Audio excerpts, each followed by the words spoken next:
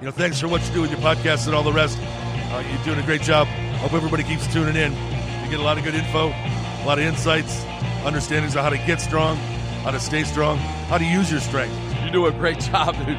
You make things better than they are in real life, I think. If you don't follow Massenomics, y'all do it. Social media, website, everything. Massenomics.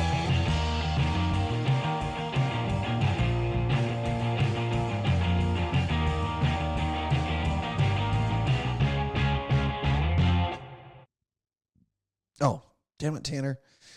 Now it's go time. Maybe you'd point at me.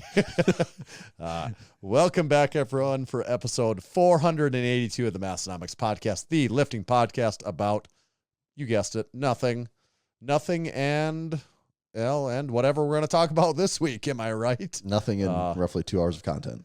Yeah. My name is Tanner. And my name is Tommy. And everyone knows exactly why 482 is a very unique, very special episode. This is a hot bulletin, fresh off the press alert. Massenomics does have a new sponsor of the podcast. Woo! Yeah, this does not happen often. Actually, you know what? I know what it deserves. This is what it deserves.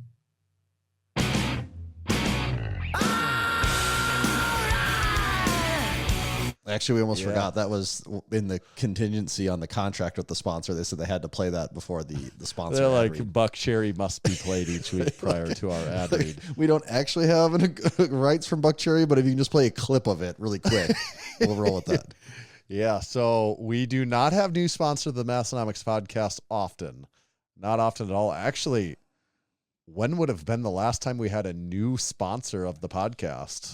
It would have been a long time ago. A couple years ago, maybe. Pretty exclusive on who we let in yeah. here. Well, everyone sticks around. That's how lucrative these sponsorship opportunities are. They just stick around for so long. I'm thinking maybe. I mean, my guess would be Swiss Link, but I'm wondering if his Build Fast formula would be the most recent one. Probably Build list. Fast. Yeah. And they've been around for a few while. Years. It's been a while. Yeah, it has been a while. Big Anthony says episode 343. I don't know how he knows it that quick, but I feel like I believe him. I wouldn't put almost. it past him. Yeah. So play along at home. Who is your guess? Who do you think the new sponsor of the Massenomics podcast is? I'll give you 5 seconds here to collect your thoughts. 5 seconds is a really long time to not talk about podcast. Dead air. Yeah. Okay, so the newest sponsor of the Massenomics podcast is, did you guess it? Were you playing along at home? Did you guess it right? It is Elite FTS. Ew, ew, ew. Yeah, one more time. Let's hear it for Elite FTS. You know, everyone always said from day one, you'll never get that Elite FTS sponsorship. Well, 483 weeks later, I've got look who's two laughing. words for you guys. The first one starts with F and the second one starts with U. We really showed them. Yeah. Elite FTS is the newest sponsor of the Massenomics podcast. And I'm not going to bury the lead this time. You can head over to Elite FTS website. You know how to find Elite FTS. You're familiar with it. We're all familiar with Elite FTS. Yeah. 10% off most things at Elite FTS website. There are some exceptions that apply, but with the code MASS10, you're now going to be saving 10% for a good majority of the site.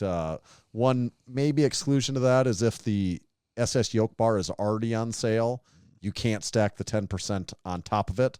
But the SS yoke bar is already kind of a screaming deal. We've been advertising the SS yoke bar for years, not being paid to do it. So this is so easy to do an ad.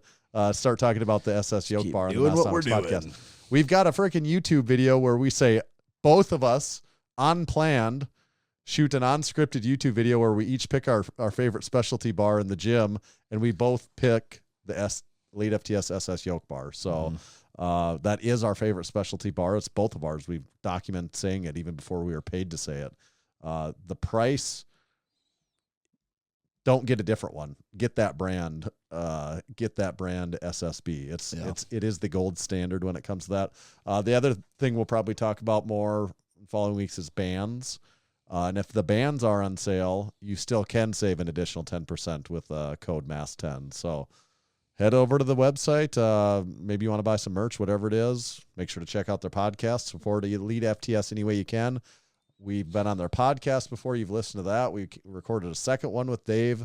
That one will be coming out who knows when with the lineup, but there was speculation in the Discord today of when that might come out. I would say between now and 4 months from now, you'll hear that second round of Massenomics at Elite FTS. And also do make sure to be listening to Elite FTS podcast episode. Who knows what sponsors you might hear on their show in the weeks to come. Could be some interesting things to come out of that. So you never know.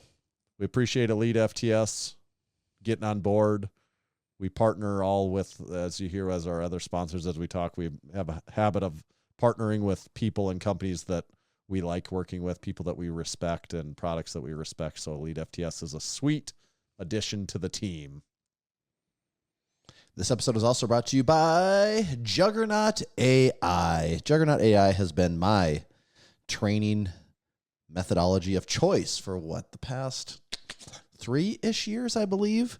And currently, I'm using it to peak for the Lift Hard, Live Easy, Live Threezy classic meet.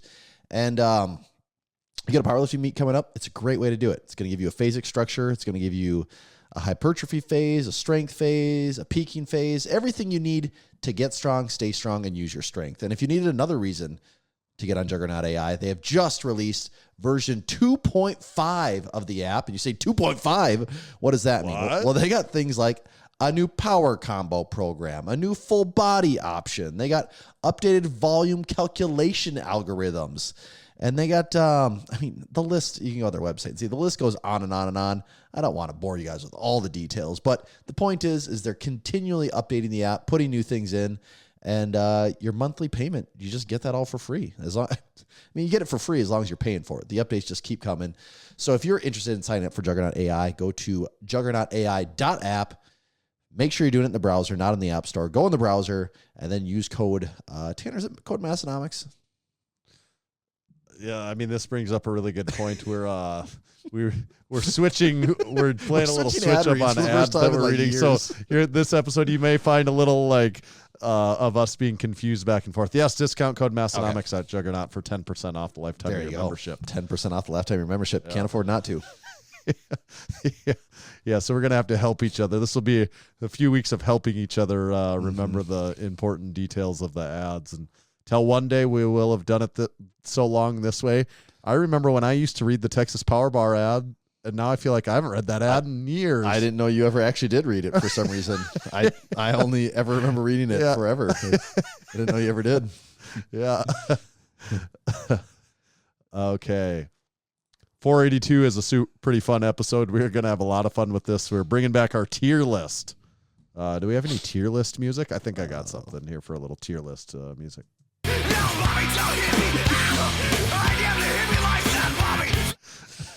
Yes. Domestic abuse chorus. I think that's a little tier list music to really get everyone in the mood.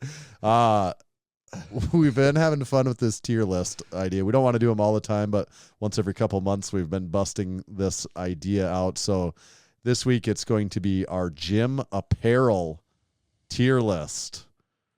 Before we start that, though, should we talk one other thing? Do we want to talk like home gym con preview? Maybe a little home gym con preview, since let's do that. By the time people are actually listening to this, you will have just gotten back from it. I unfortunately can't make it this year.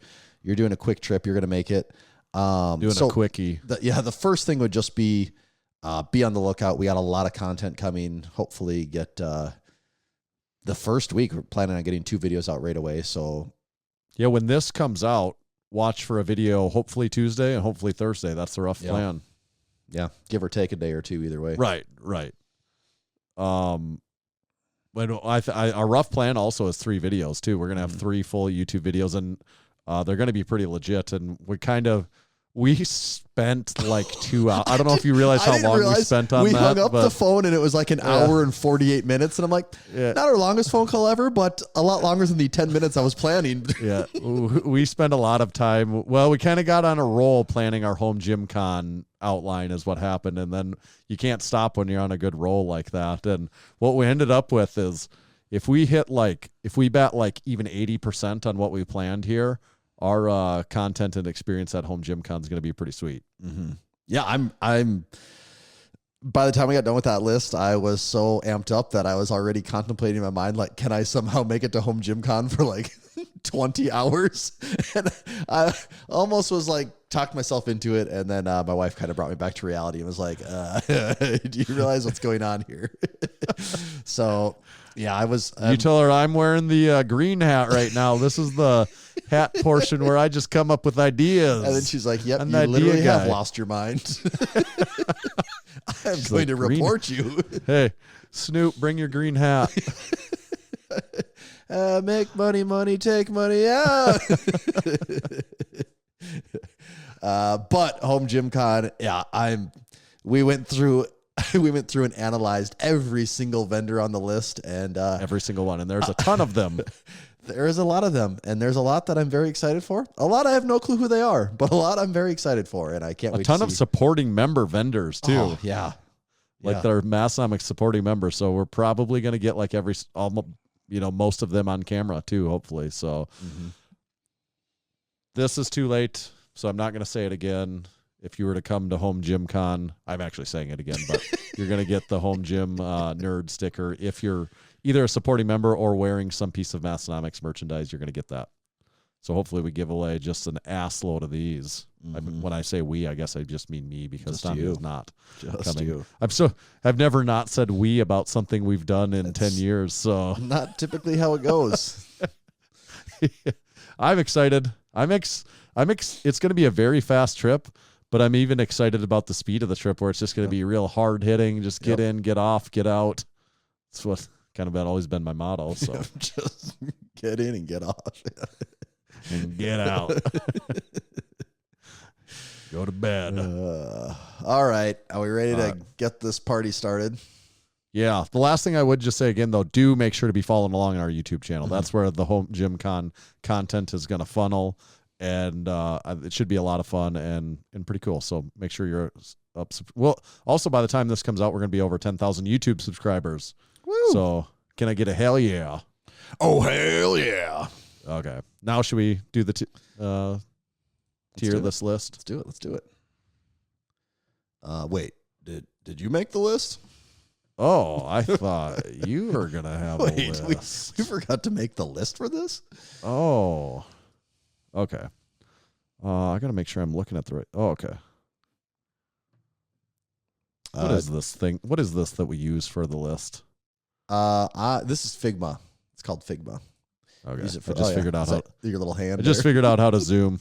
Oh, okay. Can you see my hand? Yeah, I can see yours Oh, too. okay. So I can do stuff in here too. I think you can just move around. I think you're just a viewer. Oh, okay. Yep. I can't grab this over here. Okay. Yep. Yeah.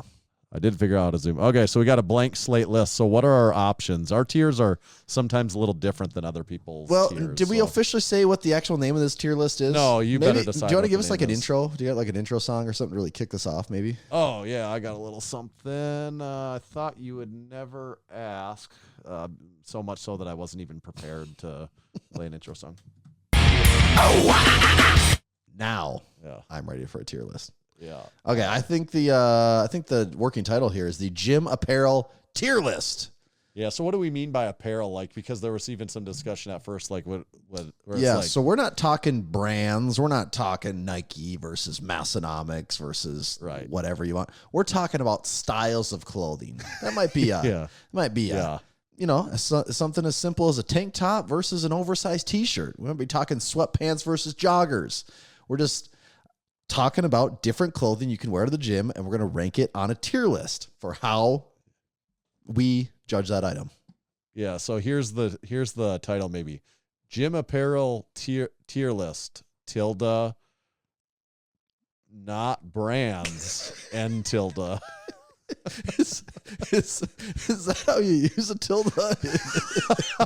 Hey, what did you write? What did you Did write? you know in Discord, if you write 2 tildes at the front and the back of Okay, whatever that's you're what I was writing, gonna it ask you. strikes a line through it. Okay, Yeah. that does the strike through. Is Yeah, okay? but it's 2 tildes on both sides. At first, I just did 1 tilde on each side, and it just came like with 2 tilde. You know, it just the tilde. So how did and you I'm know like, that was shit. a thing though? the Google machine, I think. But what, you were like Googling how to do a strike through? Yeah, because I wanted to do a strike through, And it said it's like, the tilde and it and- said 2 tildes on each side, and I'm like, oh my god, this the is like coincidence here. serendipity. That is Yeah. very odd. Out of all the things, Yeah. wow. Okay. So yeah, I just saw you write 4 colon. tildes, and I'm like, do you just end the sentence with 4 Yeah. tildes? How does it know where to end the strike through? What's going no, on here? you sandwich it, or it's Okay. like asterisk, one set of asterisks on each side italicizes it, I believe. Yeah, I think that's called Markdown. Maybe Okay. there's a thing called Markdown where you can put in little symbols and stuff, and it does stuff. It does stuff. Yeah. Okay, so tildes be damned. We're doing our gym apparel tier list. All right. Do we just get right into the first one here? I guess so. Should we take it in order? It doesn't even. I just randomly wrote stuff here. So, Okay, so these aren't in any, I just want to make sure they these weren't are- in like a particular order because I didn't No, want they're in them no to. order here. Okay. So like, if we decide anything here doesn't belong, we also don't have to do it. And if we have any additions, we could add those in certainly. Okay. All right. Who's going first?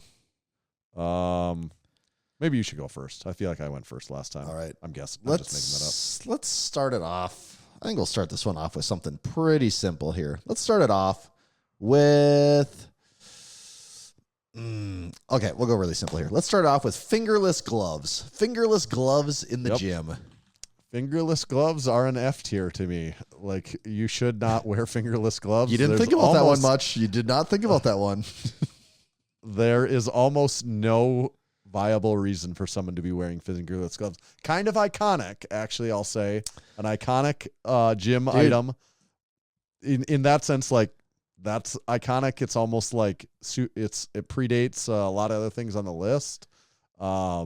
Practically speaking, I think they're terrible. I do not condone wearing gloves for almost any scenario. You go. I don't want to yuck someone else's yum, but don't wear gloves. You go into a commercial gym, and guys over the age of 40 love themselves some fingerless gloves. It's such a completely foreign concept to me, having not been in a commercial gym.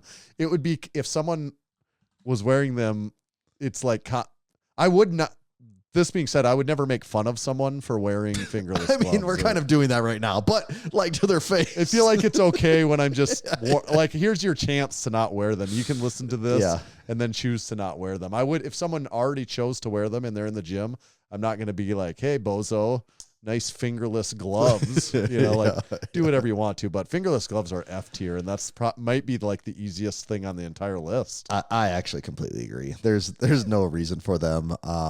I get it. If you're new to lifting, it might hurt your hands, but when you're new to a lot of things, it hurts right away. There's just a little break-in period. Give it time. You'll come around in a hurry.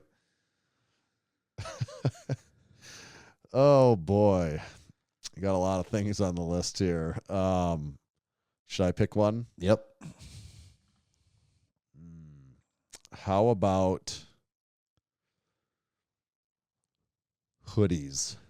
Hoodies. Okay, hoodies can be somewhat polarizing because hoodies, they might be the preferred sweatshirt blank, A lot of people, whether they say it or not, a lot of people don't like crew necks that much. Yeah. And then, we know you add a zipper to a hoodie and now all of a sudden it's a coat. You don't got to worry about washing it, which might make it superior, but not everyone wants that either. So then you're back to the hoodie, which is the classic go-to. The thing with the hoodie is the hood really messes everything up when it comes to lifting. Do you agree? I mean, the squat, of course, would be the primary thing that and the bench. I don't like it for benching. And the bench. I'm not actually sure which one I dislike more. I don't prefer it for either, because then you kind of got to play this game of the hoodie up, the hoodie down. You're always messing with it.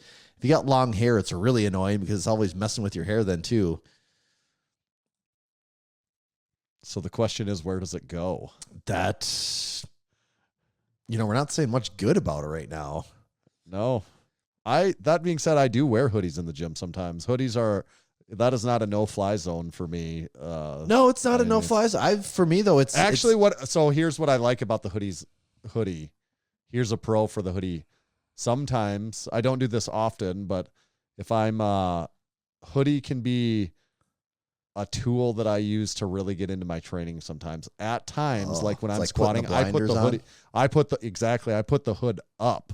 Actually, then it is not in the way for like a squat because I can put the hood up, and like the hood up is almost, particularly in a commercial gym, could be used as a defense mechanism that says, "Hey, my hood is up. I cannot even see peripherally. Probably leave me alone." I see what you're saying. Yeah, so that could be a pro. Like you could use the hoodie that way. Like if I walk into the gym and someone has their hoodie up and headphones on, I'm like, that person does not want to chat. That person is deeply troubled. Yeah, they're not chatting today. So that's a pro. I've used it for not where I'm like I hate people and want to avoid them, but I'm just like, nope, I'm putting this on. It's an extra thing where I'm like, yeah, I'm really getting serious now. But my hood is up. Right. I get that.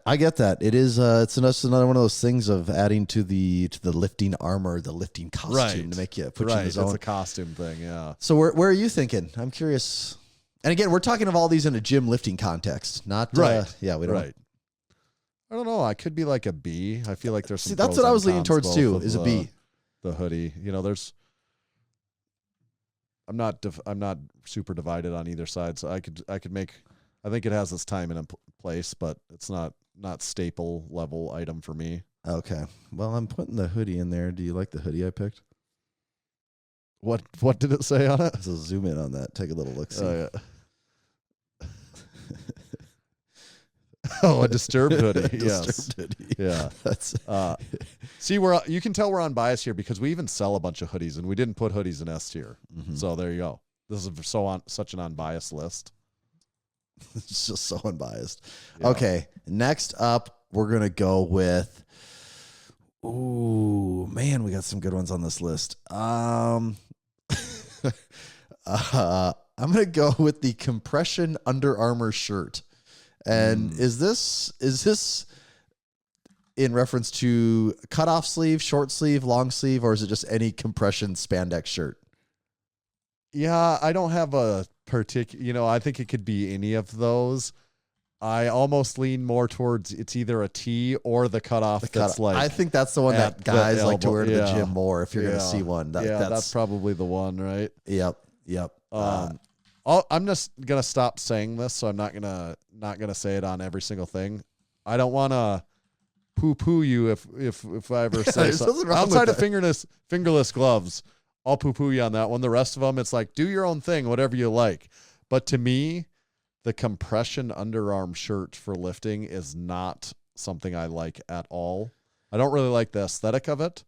And practically speaking, I don't want that slippery shirt for benching or squatting. No, I 100% agree. And also the thing with it is, in my experience, it's very, very rare that the person wearing the skin tight shirt is actually in decent shape at all. Like, well, that is also 9 times out of 10. It's like, it's like they're kind of just going to the gym every once in a while and they're just getting into it. So they're like, I got to get the tightest shirt I can when I'm going to the gym. Either that or it's like a high school kid that weighs 130 pounds. I really don't have anything good to say about it. It's like an F tier for me. I would agree because I don't want that. I hate to fill up the F tier already, but that's. I just don't want that slippery, skin tight shirt when I'm at the gym, and also having no sleeves on it too. Yeah, that's an effer. Okay. Let's go with this. Let's mix it up. We'll go a baseball cap. Baseball cap in the gym. Some people do it all the time. Yeah, I can see this one having a really wide range of opinions because more polarizing than some other because ones, hat maybe. people are just hat people, and if you don't, you're just like you don't care at all. I actually am not sure if I've ever worked out with a baseball cap on before. Yeah, definitely a stocking cap. That's not unusual, but a baseball cap. I mean, I've always had long hair. It's kind of annoying with long hair. I haven't worn baseball caps, and I used to wear them all the time. You used to always have a cap on. Like me seeing Tanner without a cap on was weird. Yeah, I used to wear them all the time. Then I got long hair, and hats just don't fit the same when you have, especially my hair's like very like shiny or slippery. Like a hat just like slides on my hair all the time. You know, it doesn't work well. Yeah, to wear a hat. Yeah. I used to lift in caps. Oh, you did. Actually, I mean, you go yeah. back and look at any old Massenomics photo shoot for the t-shirt we're wearing. Tanner has a cap on in it. You know, like that was just a thing you had. When I cut my hair again, or someday when I eventually don't have long hair, I'll probably start wearing caps again. The cap goes back on. Yeah. I don't know. Like, people love them or hate them. I'm actually both, because I don't like it when I have long hair. When I have short hair, I like it. That almost to me puts it like in a B. It's like the hoodie to me a little bit. Yeah, I could be swayed. For me, it would be a C tier. Like in a home gym, it just Yeah. has like no real practical application for me. Like a stocking cap actually keeps you warm, you know, when it gets really cold here. Right. It'd be to me, it's an easy C tier just because I mean, I feel so not strongly about it that I've never done it before and I have no desire to. But if you think B, I could be pushed. I don't to really B. care. No, I'm not gonna die on the cap hill because I don't really care. Like, I don't think it's but for some people it would probably be S. Oh, like there's definitely people where there's it's like, a group of people oh, that is absolutely an S tier. where it's like not just for gym life. They're like, yeah, I don't leave the house without a cap on it, and I could, I know those people are out there. Yeah, but I'm good at C actually. Okay, all right. Next up, let's go with this old classic, the old cutoff T-shirt. Yep. That is also the only thing I wore to the gym for probably the first 10 years that I wore to the gym was a cutoff T-shirt. You know, as a graphic cutoff T-shirt, and it was probably either the high school or college I went to or a sports team that I liked. Mm-hmm. I mean, just the very classic cutoff T-shirt to the gym. I don't wear cutoff shirts anymore. I don't know when exactly that changed, but at a certain point in time, I decided that's not the look I enjoy as well. I do think it's a very classic though. Like it's pretty high up there for me. Even though I don't wear them, I think it's a pretty high ranking item. But I don't wear them. I like that way more than I like a shirt that's been cut off a lot more than a shirt that was made to be sleeveless. Oh, yes. Like the Under Armour comparison. Well, but I mean, a tank top is made to be sleeveless as well. And we're right. Get to I guess that I do one. like a tank top. Yeah, I do like a tank top. I'm more so the Under Armour that style comparison. I don't like that. Yeah. See, cutoffs are weird. I don't know. Man, this is one I'm really torn on because I don't even know if I actually personally own a cutoff right now. And that's actually me not having any problem with them. I like your pictures Huck Finn because it's the only thing he wears all the time. Yeah. Oh boy. I don't know. I'm probably in that B-ish area. It's definitely not an F. I don't think it's a C tier either. I'm probably a B tier on cutoffs. B's fine with me because I'd be A or B on cutoff, so I don't really. Either of those I think are fair for me. God, it is summertime. Maybe I need to make a few cutoffs. Have the Huck Finn. Huck Finn's going to be at the Lift Hard Live Easy class, so we get Karen to do the Huck Finn cut for us. We can introduce them to the Dakota cut. Yeah, what's that? Where you just cut one sleeve off, right? Isn't I that the classic Dakota cut? Yeah, I can't remember. Was it you cut one sleeve off? Okay. Let's go. Jock strap. Ooh, a jock strap. Oh baby. Oh yeah, man, my Google images are lighting up right now. oh man, you get some interesting images. Yeah. It seems like it should be pretty straightforward, but man, this is quickly going into different territory here.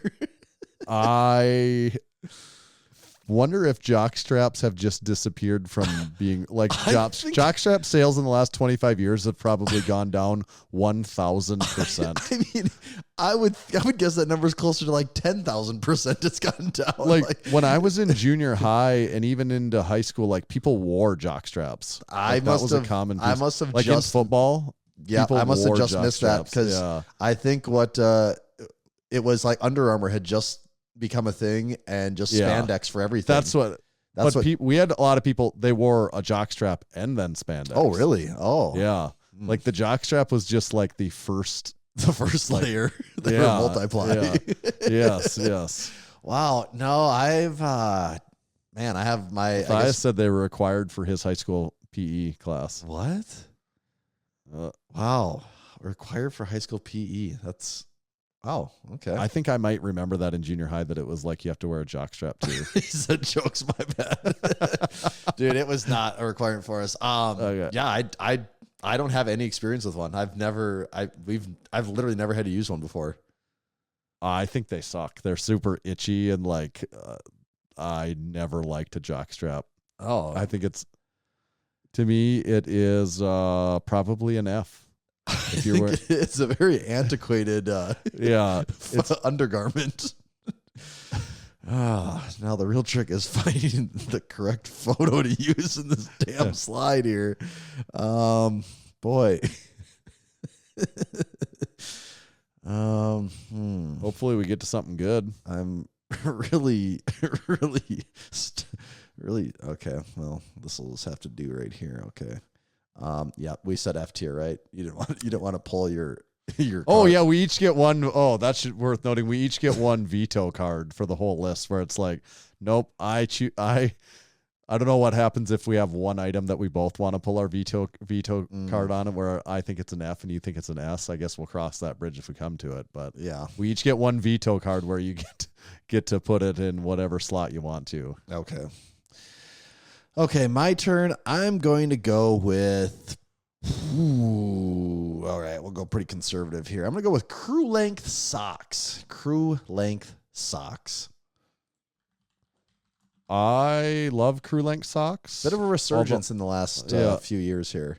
Although I'm not like really passionate about that choice in the sense that if you're like, here, all you can wear today is ankle socks, and I'd be like, well, I'll make that work. For that reason, I'd give it like an A because I'm just like, it's not quite S.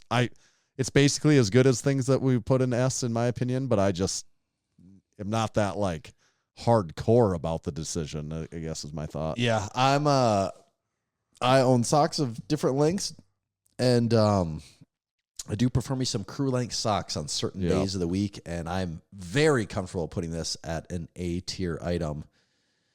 I think that's a good spot for it. No. Just got to find a pair of socks. Go to Massenomics.com. Oh, do we still have some in stock right now? Yeah, we actually have great Massenomics organic ad spot. Head over to Massenomics.com. We have a few pairs of the black and gray crew length socks for sale at this very moment. There we go. Okay. Yeah, A. Crew length. That's a good A tier item. How many have we ranked so far? 1, 2, 3, 4, 5, 6, 7. Maybe we should do one or two more and then stop for like maybe an ad break, or we do a little supporting our supporting members and that sort of thing. Okay. All right, let's do something different then. How about slides? Slides. People wear slides in the gym sometimes. Have you heard about this? I have heard. Have you seen this? I've witnessed this firsthand. I've seen people enjoy a good pair of slides in the gym. I'm not a fan. I'm not a fan of slides in the gym. I do not like. I just like feeling a little more locked in than what slides provide. Also, slides for sale on Massenomics. Barely. We have like one size, a couple pairs left. That just it's probably like size if you're like a size 6. 8 or something. Yeah, you can get it. Yeah, I think it's just size 6. Oh, size 10. There's one. I've done it in my life before. I've worn my slides in my gym for certain things. I can get by with it depending on what I'm doing. To me, it's not quite an F because I could see it, so it's more like a C to me. Yeah, if you're gonna say no F, then I'm happy with the C on that one. Yeah, I mean, I get why people would want to, but I just kind of like feeling wearing functional shoes in the gym. Yeah, I like feeling just a little more locked in than a pair of slides. Yep. Should we do one more and then? Yeah, we'll do one more here and then hit the pause on the tier list. Yeah, let's go with the headband. Wait, are we talking like a headband or a sweatband or? You guess you have your druthers of what we want that to be. Boy, because I wasn't sure. I thought about all those things. See, no one really wears head sweatbands anymore, do they? Like just really old people, right? Like I don't even know if old people do even. When I think of that, I picture like a 70-year-old guy at the YMCA that walks around the track. Like I know there's guys like that wore headbands. Right. Or you need to be in really good shape and have a bald head. Yeah. Where you actually sweat and it justifies the functional piece. I think for the most part, we're talking about the more of like just the headband, like the spandex band, right? Right. We've sold a couple different That's variations. more applicable. Yeah.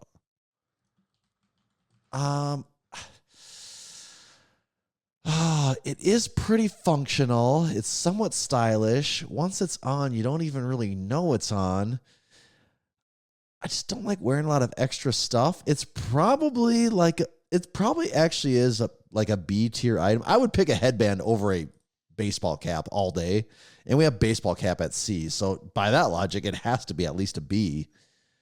I'm good with a B on the headband. When we came out with our first one, I wore that for quite a while, and my hair was at a perfect length then where it wasn't long enough to put in like an easy ponytail, but it was like fairly long where the headband served a really good purpose for me for a while. So if you have kind of like that length hair, it works pretty well.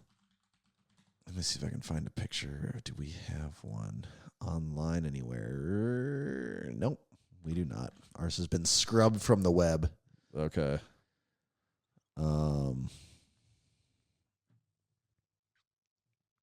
It's hard to find one that doesn't just have someone's logo so just right on it. Well, I'll find that. Okay. Do we want to move to the next thing here, Tanner? Yeah, let's go to supporting our supporting members, actually, which is a relatively new segment of the Massenomics podcast. We haven't always been doing it. It's something we added in at one point in time. It's where we give back to those that support us.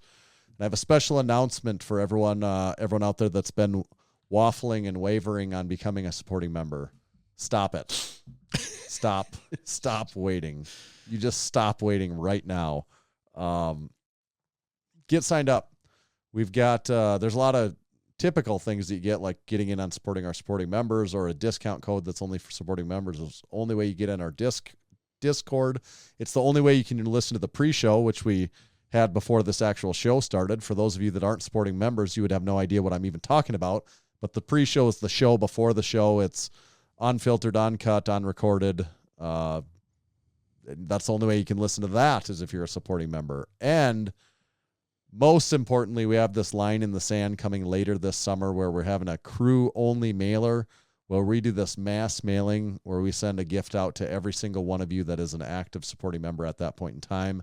So get signed up now. I do not want you to miss out on that. You would be kicking yourself in the nuts for just decades to come if you miss this one. You would not be happy to miss out on that one. No. So this week's supporting our supporting members, Big Dan ran his first strongman competition. It was Salt City's strongest. Had 41 competitors there, and it looked like it went really well. Big Lucas was one of those competing. He competed in Masters and got first place in his division and punched his ticket to Masters Nationals. Nice. Big Lisa was also there volunteering, helping out. Big Kevin competed at Blue Tips Strongest. He got 4th out of 6 in the 200-pound open class, including a pretty sweet 265-pound sandbag to shoulder maneuver that he pulled off. That's nice. Yeah. Big Kurt with the C did his first ever competition. It was an arm lifting USA Super Series, and he won the 80-kilogram weight class. Big Brad the Pad competed in his first Highland Games event ever as a lightweight, and he hit PRs in both the stone and hammer throw.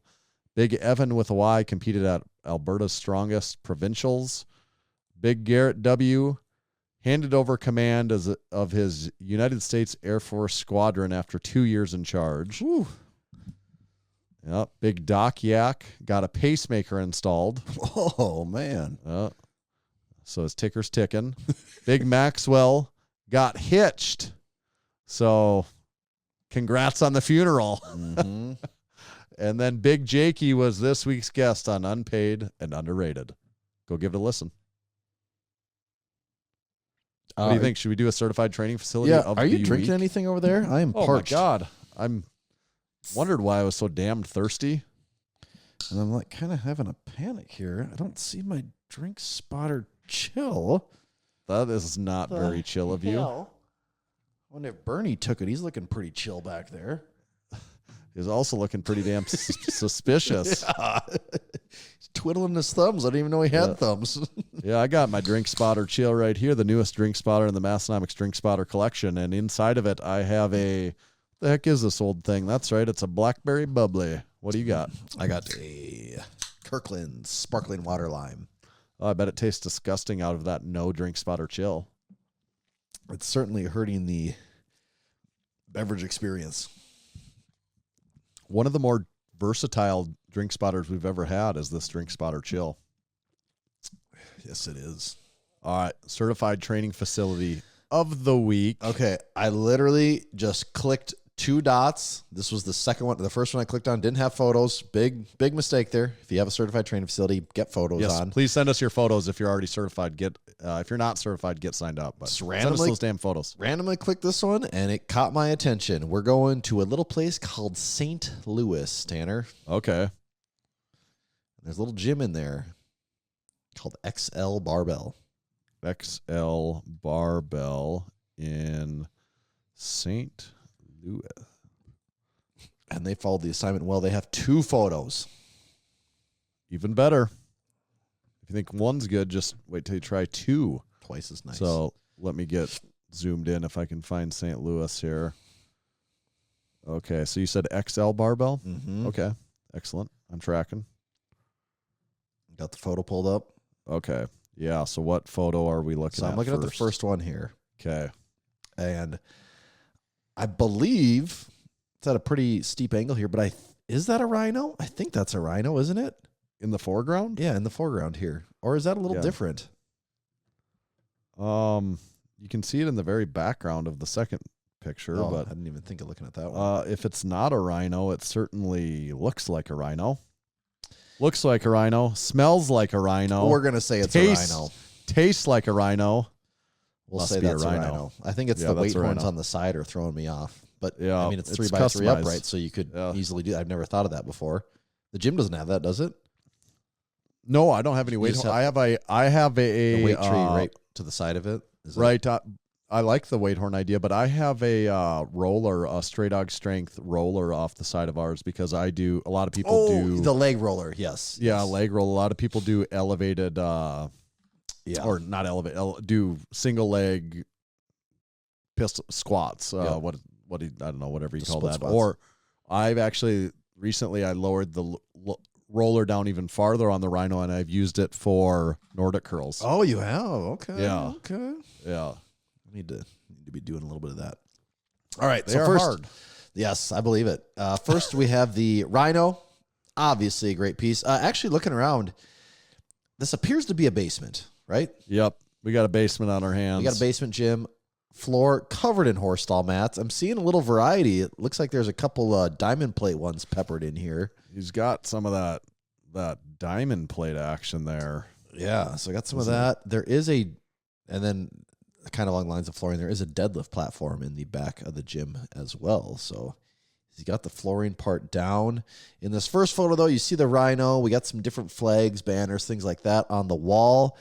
And outside of the Rhino, you can see there's some bar storage on the wall, and there is a power rack in the middle. And I can't It's totally... a flat foot rack, right? Yeah, flat foot rack, very similar to the one I have, but Is maybe that a drink spotter on the top of it? I think that so. The rack? top right corner Yeah. looks like a drink spotter. The photo's just a little pixelated, so it's hard to tell, but it looks like that. He's got a bar in there. I think we need to go to photo 2 to see the rest of this. And when you go to photo 2, first of all, in the foreground, Tanner, we got like a T-bar row here. Yeah, You don't see a lot of those in home gyms. That's a little unusual. That's a sweet piece. yeah, that's a different His- piece. His deadlift platform is like the Rogue one or Titan Yeah, one that has looks like like the a band legit pegs on it. And he's got a nice double deadlift jack with a bar, deadlift bar sitting there set up. He's got a tripod right there in the gym conveniently, of course. Is that like a adjustable squat stand, like in front of the T-bar row? Yep, adjustable squat box there. Looks like some type of leg curl, leg extension combo. Machine. Yep, right there. Lat pull down. Yeah, in the lat back. pull down. That looks like must have came out of a commercial gym. The way that thing looks. And in the way back corner, I almost can see on the left side almost pads for like a GHR. I think there. Does that look like that to you? He's got good decor on the walls. I'm noticing a Pioneer flag, Juggernaut. He's got the Juggernaut AI flag in there. Yep. So you don't see a ton of those around, so it's nice to see the that's good to Live see. Large one. I think he's got 2 different Live Large ones. Yeah, he's got 2 different Live Large ones. Weight tree. We got a bench. Just can't quite tell what bench that is from over here, but overall, a pretty good looking basement gym. At Peter Wink on Instagram. Last thing as I'm looking though, and I don't know if we clearly stated this yet or not, but as you check it out, Tommy, do you think he could get strong here? Oh, hell yeah. Me and at Peter Wink are getting hella strong in the XL Barbell Club. Oh yeah, you love to see getting strong in there. Great gym right there. Okay, I'm gonna maybe hit an ad. Do you want to start booting some people off while I do that? Good call. Because then you're gonna have to do an ad now here mid-roll with all of our ad changes. I want to tell everyone about Texas Power Bars, and that reminds me, I've actually got something special. As long as I'm reading the Texas Power Bars ad, let's see, is it this? Oh. That's country music, so I'm assuming that song is made in Texas or about Texas or something. So I think that Toby Keith, R.I.P., had Texas Power Bars in mind when he said it's kind of like a brand partnership thing. Yeah. I think that's him and Buddy Cap sat down and he's like, "Buddy, what do you think about this?" And Buddy's like, "Hell yeah, Toby, I like it. It's just like make my a Power song Bars." about how much you love this bar. Like Toby went and grabbed a Texas Power Bar, and you know what he said to himself? I love this bar. Buddy Caps was like, "Yep, there it is. That's the one. It was like a Johnny Cash movie docudrama, or any singer ever docudrama, where it's like they show how you just stumble into it. Yeah, and it's like, I do love this bar, right? Yeah. Oh, and he starts doodling in his little song pad. So check out TexasPowerBars.com. They're actually having a flash sale right now where you can get $75 off some of their select bars. So you throw that on top of I would say Black Zinc Texas Power Bar 29 millimeter or the classic 28.5. You're getting a bar you almost cannot afford not to purchase. And you'll be saying, more than just bar. Toby will be loving this bar at that point. If you're looking for more of a specialty, if you're a power lifter bar, check out squat bars, deadlift bars. Their deadlift bar is unmatched. Check them all out at TexasPowerBars.com. This episode is also brought to you by Build Fast Formula. Build Fast Formula, it's just what works. None of that other crap, none of these other formulas that aren't backed by science or with some weird ingredients that no one's ever heard of. It's just the basics. They got protein. They got creatine. They got some caffeine with some extra flavor. Chain smokers and boozers. It's the I Love This Bar song again. Okay. They might have some chain smokers and boozers as well. I can't vouch for that one, but I can't say they don't. At buildfastformula.com, like I was saying, they got some of our favorite, actually, I would just say our favorite supplements. That's what we take. I'm a big 80-20 guy. You say, what's 80-20? 80-20 is their protein blend. It comes from, Tanner, help me out here, 80% casein, 20% whey. Do I got that right?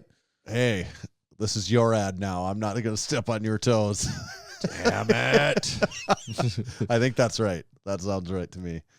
I should even know. I just ordered some. I just got some in the mail this week. Some chocolate lava or whatever the chocolate. That's what I was going to say. Let me just help you out here. Whether you know what's in it or not, it's got protein in it. Let's just trust the professionals. I got people to worry about that for me. I got enough other stuff to worry about. But to make your mind up even easier for you, you go on, you get the 80-20, you go with the chocolate lava cake because everyone loves chocolate lava cake. It's the tried and true protein flavor that always works with everything.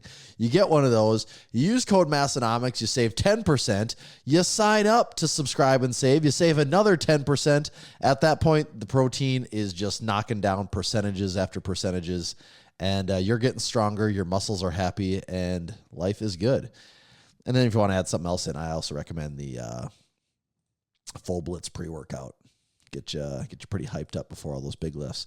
So head over to buildfastformula.com, use code Massenomics, and save today. Thank you, Build Fast Formula. Should we hop back on the tier list? Back on the horse. Let's do it. Wait, do they got horses in that song too? They got chain smokers and boozers. Okay, whose turn was it? I think it's your What turn. do we rank? Okay, we'll pretend it is, even if it's not. Let's do. We did. Let's do. Okay, I'm just gonna go with a favorite. Blue Reband Warm Pants, an old classic Massenomics. It is a classic. Favorite.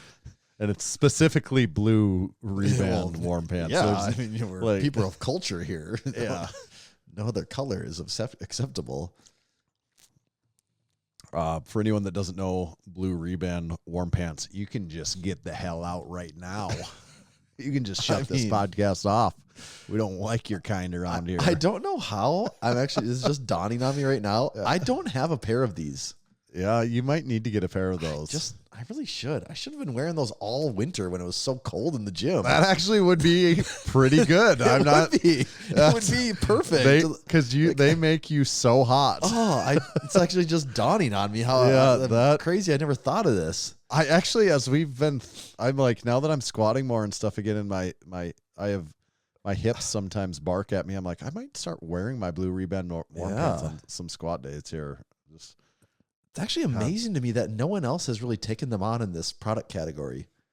SBD has not. A7 has not. Who else makes neoprene stuff? Anyone else? I think everyone just knows that they can't compete with the blue. Right. It's like, what color would we even make them? Kind of surprising because the number of strongmen that wear these, I don't know. Is it worn as much? I think there's anymore? A few other ones that exist. Is there? Other companies? Yeah. Yeah. Cerberus has some, don't they? Yeah.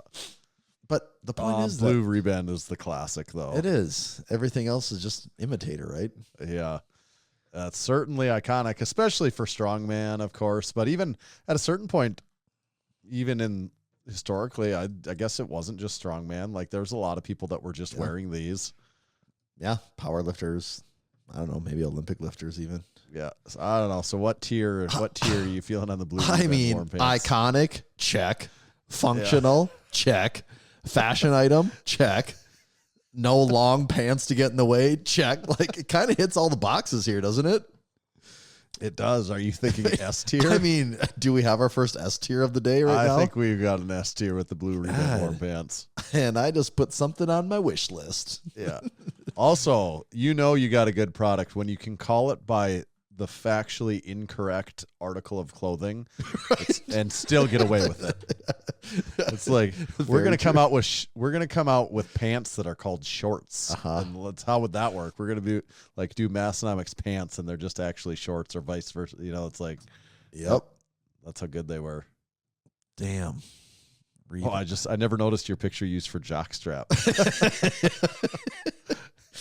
Yeah, believe it or not, there was a lot to decide from there. Yeah. Okay, so we got our first S tier. I was wondering if we were going to get one of those out of this. Got some. I like that. I like it. All right, next up on the list, let's hit up. Let's hit up cutoff hoodies. Yeah, so this was a requested item. I think people said they wanted cutoff hoodies. We talked about hoodies already. So we're saying cutoff hoodies. That's like the Bill Belichick cutoff kind of sort of thing. Yes. I don't think I've ever had one, if I'm being frank about that. I don't think I have either, because typically it's a real mixing of worlds when you got the hoodie because you want to be warm, but you've taken the sleeves off, which seems like it's not like the reband or the warm pants where removing the bottom half of them gets you cold because they're so tight. The rebands are locking in the heat. The heat can't go anywhere. Right. Here, trapped. you got a hoodie on, but now, which is like extra fabric and a hood and all that, but then you also don't really have the warming powers of the hoodie because you've put 2 large vent holes in it. Yeah. So I think it's losing in functionality. Still got the annoying hood to deal with most of the time. It's probably like a C tier item. I don't know if I Yeah, can... because what did we put the hoodie at? Is B? Yeah, I think it's C. C to me. Yeah, I think that's the right spot. it's a safe bet. Okay. Okay. How about now we talked about warm pants. That's one thing. There's also a fad back when we were more earlier getting on into lifting that was popularized by some of the popular power lifters at the time that a lot of us got in on it, but I don't see it very often anymore. We're going to go leggings or, Ooh. I mean, I guess that's what I would call it is leggings. Yeah. And I probably have like 4 pairs still sitting in my drawer that I just never wear because I don't know. It seemed, what was like Chad Wesley Smith was always wearing them and there was a certain brand. He did a lot. Virus. Yeah, He did a Virus. lot. Bryce Lewis wore them a lot. Bryce was the other one I was thinking about. I feel like maybe there's some guys that could deadlift a lot that would wear them, but it's so long ago. I'm having trouble remembering. The Massenomics guys would wear them. I know that. Yeah. There would be other people at the gym that were wearing them. I had too. I had a couple pairs I would wear. Yep, I did too. I didn't mind them, but I would usually, I think almost always wear shorts over the top of them. Typically, like when we're talking long leggings here, not just like spandex shorts. Right. I actually the other day thought about putting them on because sometimes if I'm wearing shorter shorts on deadlift day, the bar can, if you're bringing it along your thighs, can start to irritate it after enough reps. Yep. And I actually thought about putting them on, but I didn't because I'm not even sure if I could find. I'd have to do some looking to even track down where the hell those things are at. But I don't know. I don't wear them anymore. They probably keep you, like if you get a thicker pair, they would definitely keep you warm, but they are functional. I will give them that. I don't know. I'm kind of torn on this one. Yeah. I could see a B. I don't really see anyone wearing them though. So like the fact that like nobody wears them, is that for a reason? And then are they a C? Like at one point in time, these probably were like an A. If you would ask me at the perfect moment 8 years ago, I'd been like, oh, love wearing those. Yeah, I probably. The biggest variable with them is how you decide to wear them. If you're going leggings only, or if you're adding a pair of shorts or something over the top of them, because that can really change up the look in a hurry. But big time. I don't know. I'd probably lean towards that B or A area. I think B then. Okay. I don't think they're as good as crew length socks. No. No, you can't be wearing these things when it's 90 degrees around here. You'd melt. That's right. Crew length socks you can wear anytime. Okay. B. I'm cool with that. All right. Next up, we got. Okay. We're back to socks. We're going ankle socks this time. Well, ankle socks to me in the gym are definitively worse than crew length socks. So in my eyes, the highest they can be is a B. I have no problem with ankle length socks. I wear them to the gym sometimes. I just like crew length socks better. God, you just got right to the point there and kind of logicked that one into position. I can't even really argue with that. I think I would agree on everything there too. Yeah, it's just you got socks and you want them out of the way. That's what it does. It doesn't maybe give you those benefits of crew length, a little extra warmth, maybe some padding around your legs and ankles in case you got. Also, you get to show off some branding or style. Right, or something you lose the style points socks. because they're not there. I think they're just kind of less in style anyways right now too. So I'm on board with that. And they might just slide off your ankle if they're old. Well, yeah, that's if you get the bad ones. Yeah, that's actually the worst part of a bad pair of crew length socks. they just got holes in them. A bad pair of ankle socks, they got holes in them. They don't stay up. They're annoying for everything. Every time they're down, like the worst feeling is having your sock down halfway off your heel and fall like. There's nothing in the world that's worse than that feeling. The worst. That's the worst, most painful feeling in the world is when you're when you got that, you got your barefoot boots on. Yeah. You're going for a walk with the dog and it's -20 outside and you didn't realize it until you're like a block away, but you wore crew length socks. And every step of that is the boot is slowly pulling the ankle length sock down a little more. And this is almost actually more no-show is what we're talking here. But and then it's -20 outside and you realize that your sock after 10 minutes of walking is now at the tip of your footwear. And that is the worst. Are you putting them in A then there? Oh shit, sorry. I just put it in the list. No, there's C. Sorry, there's C. Okay. Yep. Okay. How about here's an iconic one. The stringer tank, particularly in the bodybuilding world. Can't say that we've seen a ton of stringer tanks in Massenomics gym. I just picture a Gold's Gym stringer here. Yep. Like that's I owned a Gold's Gym stringer tank top. I mean, I maybe still do if I dug around enough. 10 years ago, I've worn that to the gym before. Actually, my timeline's way. Actually, this weird thing happened. I've been going to the gym long enough. I always say like 10 years, but I'm like 15 years ago, I wore that to the gym. Yeah, the 10-year timeline doesn't work anymore. Yeah, or it's like 17 years ago, I wore that to the gym. And I think I still have one of those. I have a black Gold's Gym stringer. I don't like them. But they are kind of iconic for a gym piece of apparel. They are iconic. The thing about a stringer, though, is it's maybe more than anything on the list, just dependent on who is wearing it.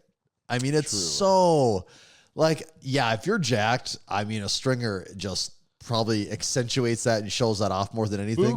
Boogs can wear a stringer and it looks cool. I mean, yes, like that, that's the hashtag goals right there, isn't it? Well, he also has the aura that it's like, no, this guy can wear kind of silly shit and it's cool. 100%. You're like, like in any situation, you could put most people in Boo's clothes and be like, why are you wearing that? And like he could walk in and you're like, well, of course you're wearing that. Like, look at you.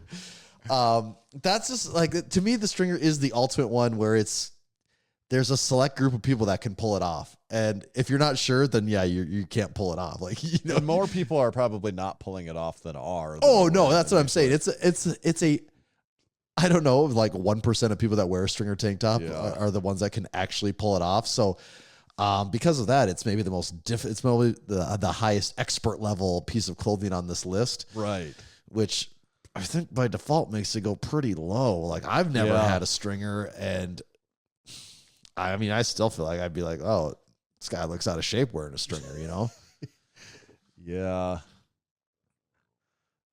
I'm leaning towards that C. Yeah, I was gonna say, I'm leaning towards that C category. Yeah. I mean, could you make a case for F for the stringer tank? Oh, I very well could. I mean, the problem is it's just pretty iconic. No, that is. It's like for most people, you know? most people it is an F tier item because it is not. It can be very not flattering, right? Unless you got the right build. But yeah, if you are got the right build, man, stringer, more power to you. Yeah. Okay.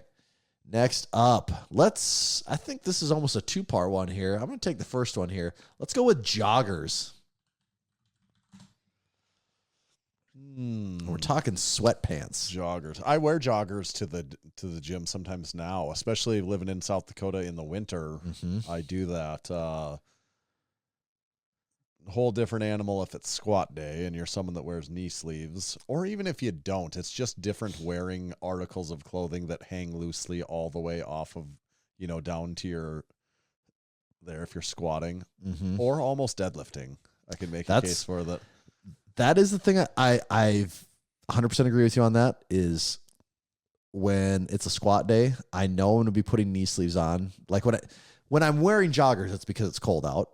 And so if I'm squatting, I know I'm going to be putting knee sleeves on. And so I try to not really wear joggers, or I just have shorts on underneath so that when I'm warm enough for my knee sleeves to go on, the joggers come off. Yep. And because of that, they lose a few points in functionality because it is annoying with squats if knee sleeves are involved. Especially if you have to do anything different with your shoes that they're already on Yes, at that point. because they're you know, tight. then it's a Yes, yeah, you whole- got to take everything off. But I do like for deadlift how they're just out of the way. Like that is nice. And a lot of other exercises that involve leg or lower body stuff. There's not all this extra fabric that's in your way. Like that, it's just a simpler thing. Like that does make it nice. I don't know. They're a little more stylish too than your baggy sweatpants. So I'm probably leaning towards. I'm maybe leaning towards like a B on joggers. I think they're a B. I'm good at B. Okay. They have some functionality issues depending on what style They of do have, lifting you do. well, yeah, but their issues can also be benefits, depending on the day. That's true. That is what it really depends on, is what you're lifting that day. But that being said, I do wear joggers to the gym. So do we want to Very do common. regular sweatpants as a separate thing, or is that Yeah, I think we got to encapsulated take that together on with it? next year. That's the flip side of the Okay. coin here. So, not joggers, old school sweatpants would be the other alternative, which I don't really own many pairs of. They're almost hard to get now. Like just a pair of baggy ass sweat. Well, it actually is becoming more in style, but even a lot of the baggy ones now still have a cuff or something on the bottom. So they're sort of have a band like joggers, Right. but they're baggy. Right. It's kind of the flip side where, all right, usually they're easier to take on and off because there's more room. You can throw a pair of knee sleeves on under them very easily. Yep. You got unlimited room. Larry wears them to the gym still. Dude, he I- squats in them all the for time and years- puts his knee sleeves underneath. Yeah, I for years wore I had like two different pairs that I would wear to Massenomics gym. Remember that one pair I had that said Iowa on it? To this day, I Yeah. have no idea where I got those sweatpants or where they came from. But I always had these ones that said Iowa, and I would wear those to the gym all the time. And yeah, they're just really easy. You don't have to take your shoes off to get them off. They're comfortable. They're loose. Maybe a little less stylish. But baggy sweatpants. I maybe lean towards a C on those, maybe. That's fine. I was either going to say also a B next to the joggers or a C. I think I'm good at either of those spots. I think I'll go. I'm leaning towards a C. Okay. Okay. Here's one I've been having my eye on is mesh shorts. Lower body garment. To me, mesh shorts are an S tier garment for me in the gym. Like I almost can't not wear mesh shorts to the gym. They're just classic. They just always look good. I got a Massenomics. Massenomics.com. We have a few pairs for sale on there that you can buy. Especially like the mesh short. Like quite honestly, the mesh shorts that what do we add? Do we advertise these as a 5-inch inseam or something like that, or 5 or 6 inch? Not just because we sell them, the mesh shorts that we sell are my favorite thing to wear to the gym is the mesh shorts that we sell. Yeah. So what are you leaning towards? Am I hearing an S tier maybe here? Yeah, that would be an S tier to me, which is odd to me that the only two things in S tier are shorts. But I mean, maybe it's not odd going to the gym. Like you're saying, like shorts are a good place to start. I guess that's not crazy. They are two very different things: the mesh shorts and the reband warm pants. That's the thing, though. You got to have a little bit of both in your life. Right. Yeah, I totally agree. Mesh shorts, they're awesome. Like we've been in search of building the perfect mesh short for years now, and it's amazing that it finally happened last year about this time. We brought it into existence, and they've been a great product. I have more pairs of mesh shorts now than I ever thought I would own in my entire life. Yes. Okay, what's next on the list here? We're getting down there. There's not a ton left to cover here. Oh, what is left? Let's go with flannel button-ups.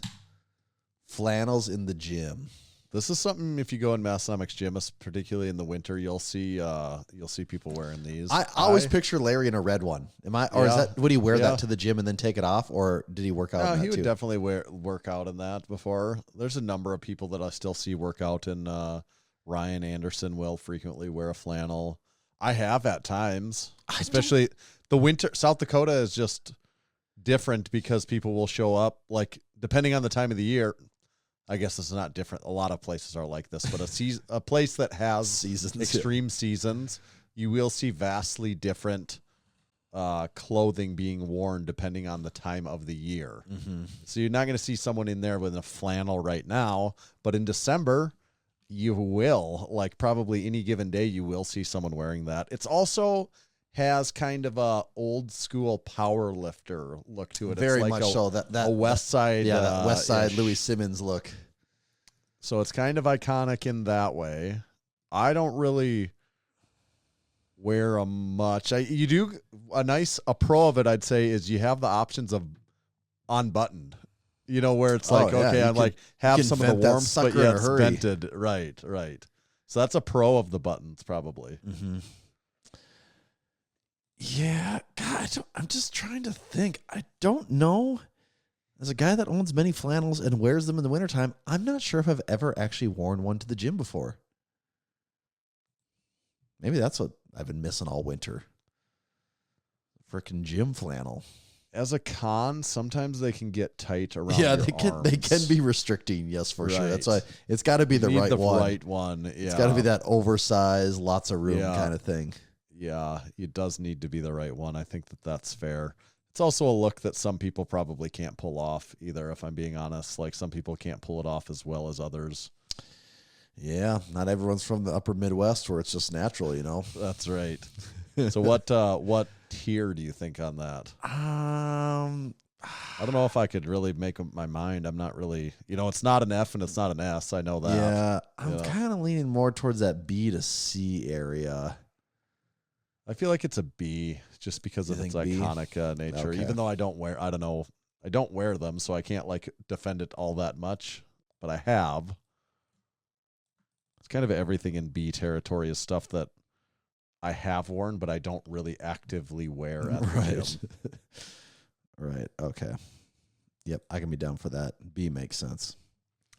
All right. Okay. What do we got left here? I added this because I'm like, I feel like we're missing something here. The very bottom one is just a t-shirt, like a cotton t-shirt.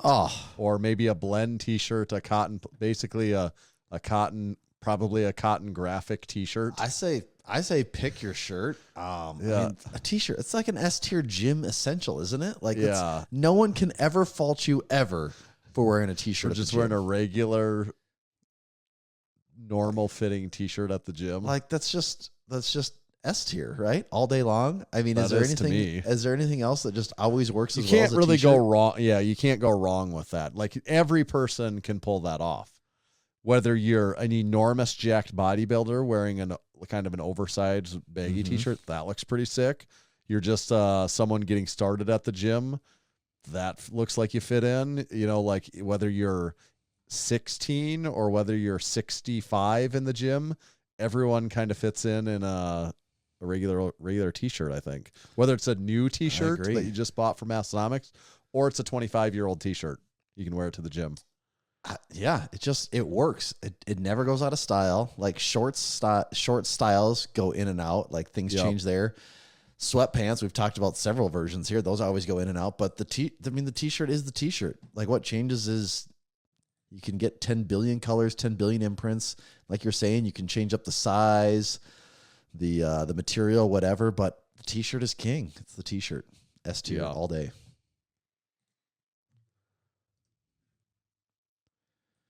All right.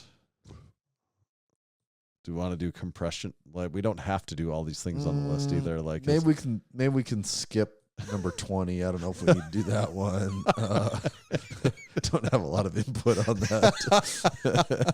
I wondered if we wanted to skip that. Okay, we'll add in one last one so we don't just end the game so abruptly. Let's say compression shorts. Okay.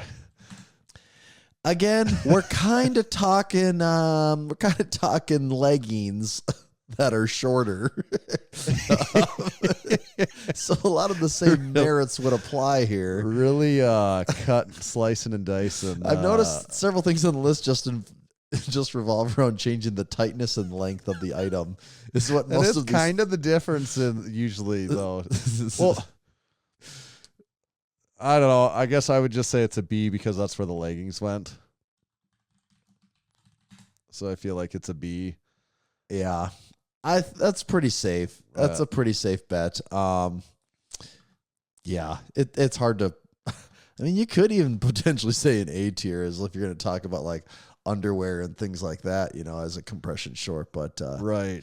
Well, that's actually my thing. I used to wear more what I would just at the time call spandex. I used to be like, oh, I'm going to the gym. I'm going to put my spandex on. Over time, my Brocs or briefs, a lot of the brands, they've become so much just like spandex anyways. It's like, no, I'm just wearing my underwear because it's kind of the same thing. This is just, I totally forgot to bring this up. The underwear trials and tribulations I've been through in like the last month From is all the pants pooping in the gym. just my bowels have just been on another level lately. No, I'm at a point where it's like, okay, yep, need to update the old underwear drawer. Yeah. And dude, I'm telling you, man, it used to be this.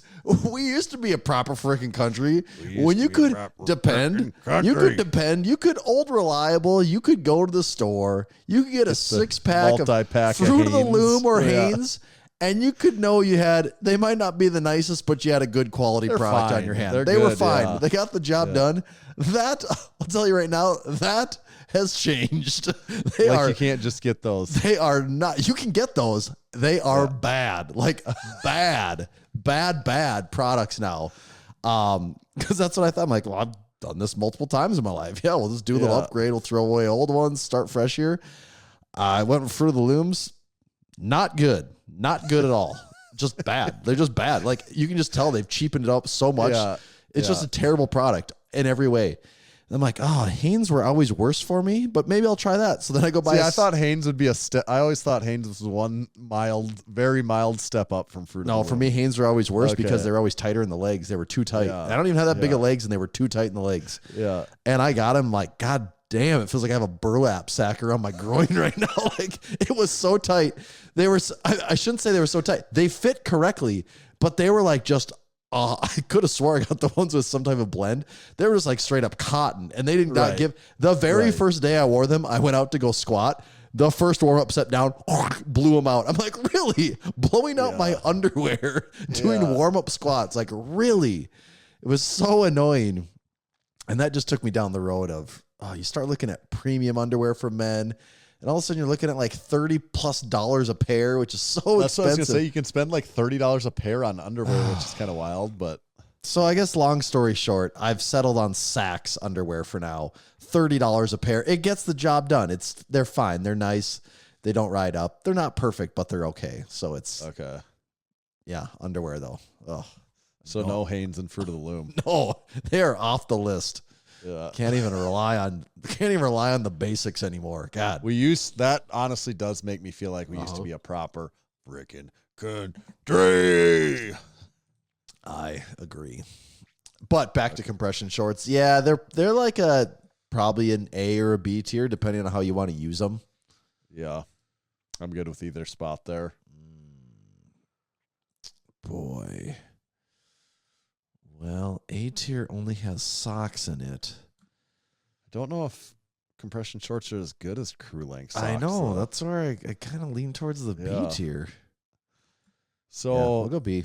We've kind of gone through our list, but I'm wondering, what did we miss? What didn't we do? One thing I'm going to say, like, for footwear, the only thing we really talked is socks and slides. Like, do we want to specifically say...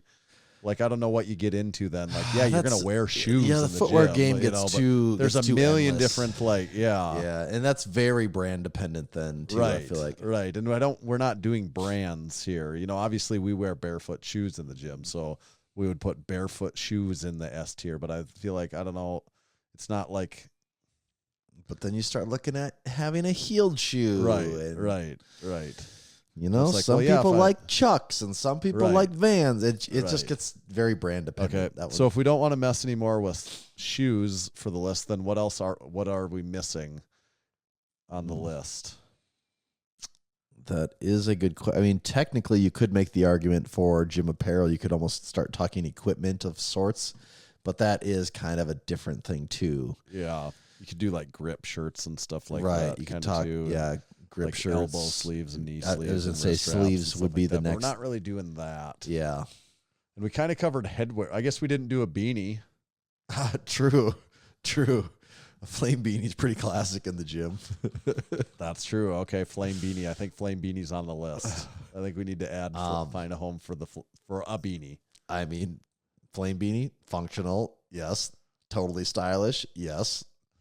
Throwback to lifters of yesteryear, yes. I don't know. Is this an A-tier item? I don't really like wearing beanies in the gym because that is too hot, and I don't know what to do with a sweaty beanie. Okay. See, a lot of this winter I had to wear beanies because it's just too cold when the gym's cold. 50. Yeah, like it's actually cold. It's just like a staple for me when it's cold out. Right. That's true. Like you're actually lifting in a cold gym. I will have some follow up on this later in the episode. If I had to pick between a gym being 50 degrees and a gym being 90 degrees, I would pick the 50-degree gym all day, every day. No questions asked. Yeah. So what are we at? B tier on the beanie? I feel more better like than B, even though our it's B better is, than a baseball cap for sure. No, I think so too. I feel like it's like in the headband territory though to me. Okay. I just like the S and A feel like so much to live up to, and like a lot of these things just fall a little short to me. They do. That's exclusive territory up there. So is there anything else that we missed then? Or is that, I feel like we covered all the things you wear around your waist, the lower body things. We really beat those into the ground. Yeah, body. I think we got the list pretty good here. Yeah. Yeah, I think we got it pretty good. Okay. So there we are. We got 3 in S. Only the crew length socks. A league of their own in A tier, though, aren't they? That's just how it is. You got the best of the best. You got the crew length socks, and you got everything else. Leave us a comment on the YouTube video. What do you feel like you would move around from the list? And what did we just not? I want to hear what we didn't rank that you really feel like we should have ranked in here that we missed in including in our list whatsoever. And then what did we get wrong in your opinion? I mean, I know we didn't actually get anything wrong, and you are the person that's wrong. Yes. But in your wrong list, what would you do differently in your completely wrong list in comparison to what we did in our correct list? It's actually crazy how every time we manage to do one of these tier lists, we go through like 20 some things, and every time we get it like perfectly right. I mean, we just understand culture. We understand lifting and culture. It's just crazy how good we are at it. I mean, it's really not. When you do this as long as we have, it's just kind of obvious at a certain point. Yeah. It is funny when we do it, though. Like, once you develop, like, by the 4th one, you're like, well, it does become somewhat obvious where it goes, and really, because you just start bouncing those early ones. It's just like hitting the bumpers on the sides of it, and it's like, well, it kind of bumped itself into B. What would make things a little more challenging is if we introduced a D tier. That would make things a little trickier. Yeah. But I still wouldn't change. Like the F tier items are still F tier. All it would do actually is just it would take some C items and pull them down. I think, or maybe even it. Bring some B into C because C it probably actually that's what D tier would do. It just pull everything down with it. It's not raising anything up. It's just pulling things down. Yeah, because no matter how many tiers you added below it, I wouldn't be raising anything out of B up to that A like nothing's changing there. Yeah, it would just kind of reduce the log jam at B. Yeah, let us know what you would change with the list though. Do you insist on wearing a hat? Is hat an S tier for you? What do you think the most polarizing item on this list is? I think for people watching around at home. I think the hat for a lot of people would be the one. I could see the hat, and I could see the cutoff T-shirt because some people love cutoff T-shirts. That's an S tier for. There's a group of guys, maybe not even slides, but you know Crocs. We got your Lou Nutters of the world. They love their Crocs in the gym. Right. Like that's an S tier item for them. I don't like sandals in the gym. That's just not where I feel comfortable. Right. Pretty solid list right there. Oh, yeah. Real solid list. Okay. Do we want to hit a couple other things before we bring this one towards the landings? Okay. Oh, I got a sack segment. I should do the sack segment here, actually. Okay, I actually have something to talk about along those lines, too. Okay. I've got a note here. A gift for you. Big Tanner and Big Tommy. Time to upgrade your cottage cheese game. Weight loss, muscle gain, and healthy living without sacrificing flavor. From Big Dan at Powerlifting Cat and Big Brian at BD Ahern. And we got the 2025 high protein cottage cheese revolution cookbook. Wow. Fitness focused, full color edition, low carb, macro friendly, muscle gain, fat loss, clean eating. Like if you weren't holding that in front of you right now, I would 100% say, yeah, someone just told ChatGPT to make a fake book cover for that. It is a real book, but I do think it is Just a ChatGPT. Do you think so? I do think so. And actually, I don't know if it was Dan or who messaged about it. And he's like, yeah, enjoy the AI generated, not that he did it, but like the cover. Absolutely. That's what happened there. Like it checks all the boxes there. Of just, some of these, like, I don't even know that there's cottage cheese pictured in the first thing that stood out to me greens. of the cover is the lack of white cottage cheese. There's no pictures of it. That's what this really feels like to me. I haven't looked through it a lot So someone yet. probably thought, yep, this is like a keyword thing that would hit. Yeah. They put it on Amazon, or they made the thing, put it on Amazon and just said, hey, yep, print these on demand. And here we go. Yeah. And That's here it the world is. we're living in. Here it is on the Massenomics podcast. I guess it worked. Joke's on us. It worked. I'm going to put it back up here somewhere. The cottage cheese rust on revolution cookbook. Yeah. I don't really need to use it because my secret recipe is opening the container and taking my fork. All right. This probably needs to be covered, actually. I just thought about it. But hot button topic in the cottage cheese game. I use a fork to eat my cottage cheese. 100%. That okay, you do too. I thought yeah. maybe you were going to say you're a spoon guy. And No, we're gonna a have fork. some I don't. debate over it. I already my least favorite part of the cottage cheese is the liquid. Exactly. I don't need more of the liquid. Like I'm not like, oh man, I'm missing out on all the liquid that's left over. We haven't talked about this, right? I don't know if we have actually. I don't think we have. And like, because I posted something the other day where I was, like it was like an Instagram reel where it was like me eating the cottage cheese and I was using a fork. And a lot of people are like, oh, a fork, you savage. No. And I'm like, also, you know what the fork is? Because I eat the cottage cheese directly out of the tub. The fork is the perfect side scraper. It's like this perfect straight line that you get every single thing off of the side. Like the mild, very moderate OCD in me likes to get like every bit out of there. Yeah. Well, and I'm 90% of the time when I eat, 95% of the time when I eat, I'm eating with a fork. And then the cottage cheese is usually the thing I eat last. I get done eating and I just grab a couple dollops of cottage cheese and throw it on the plate. And I already have a fork. So that's what I'm working with, I'm going to paint with broader strokes here and say the fork is just a better eating utensil than the spoon, unless you are eating a straight up bowl of liquid, if you're eating soup or cereal, breakfast, like something that is a liquid. Even ice cream is totally doable with a fork. There's nothing wrong with that. Okay, this is not. I don't recommend this at home, but because of the nature of the way I eat my lunch and stuff, and I don't want to get two utensils out, I eat my yogurt with a fork. Okay, but you can. Yes. You totally can because there's no like the spoon doesn't actually do like it does seem. I admit this seems very weird. I do it because I just don't want to do two utensils, which really led to me this.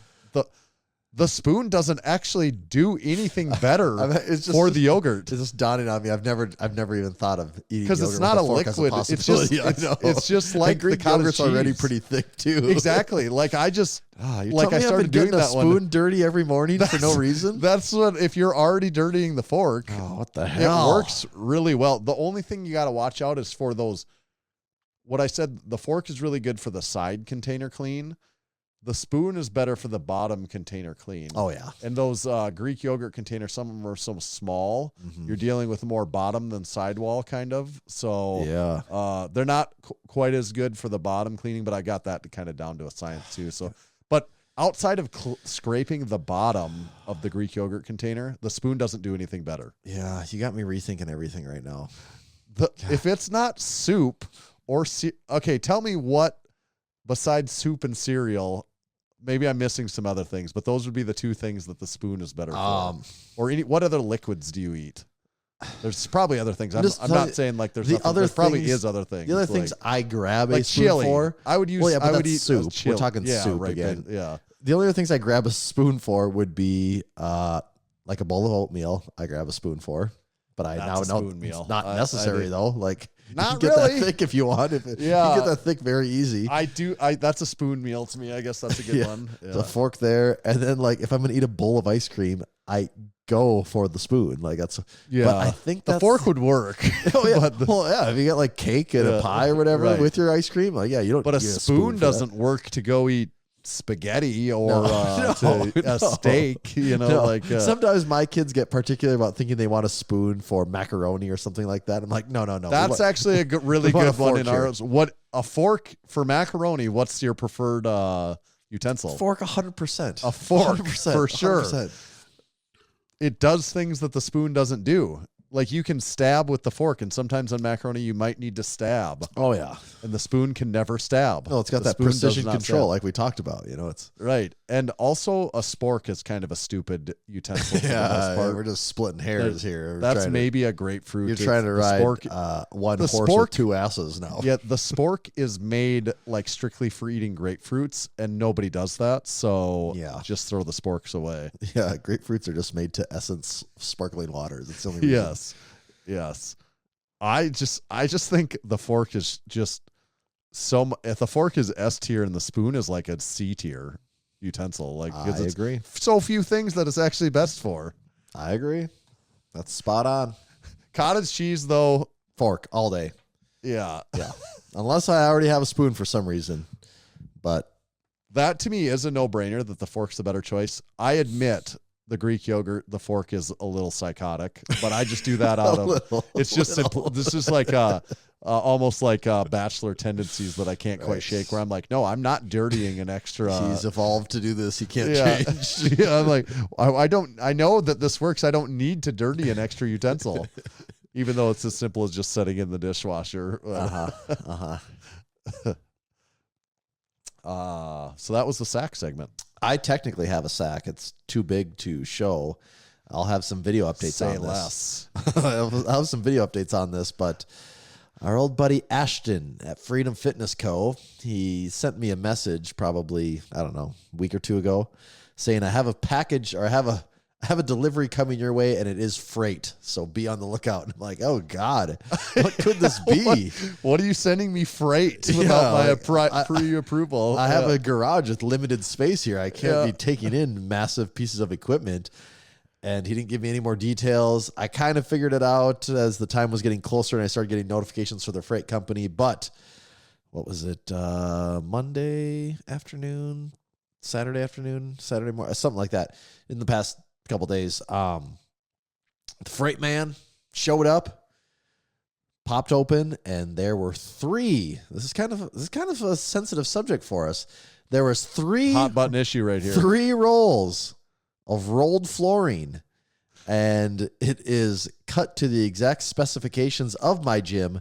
And this rolled flooring, it is black rolled flooring with a red and kind of like a red and white fleck to it. Yeah, it's pretty cool. Very cool. Yeah. Black with red and white fleck is what it's got. I knew it was red. I couldn't remember what the other color was. It looks very cool. It's 3/4 inch. Like I said, it matches up perfectly with my existing floor space, so I don't even really need to cut anything. I can just sort of lay it down and be good to go, which does mean I need to move an entire rack, a lat pull-down machine, everything else off. So I don't know, maybe the joke's on me that this is going to take a while to move everything, but when this is actually when this is down, it will look very, very cool. So what are you going to do with all your horse stall mats? I might just go right on top of them, I think.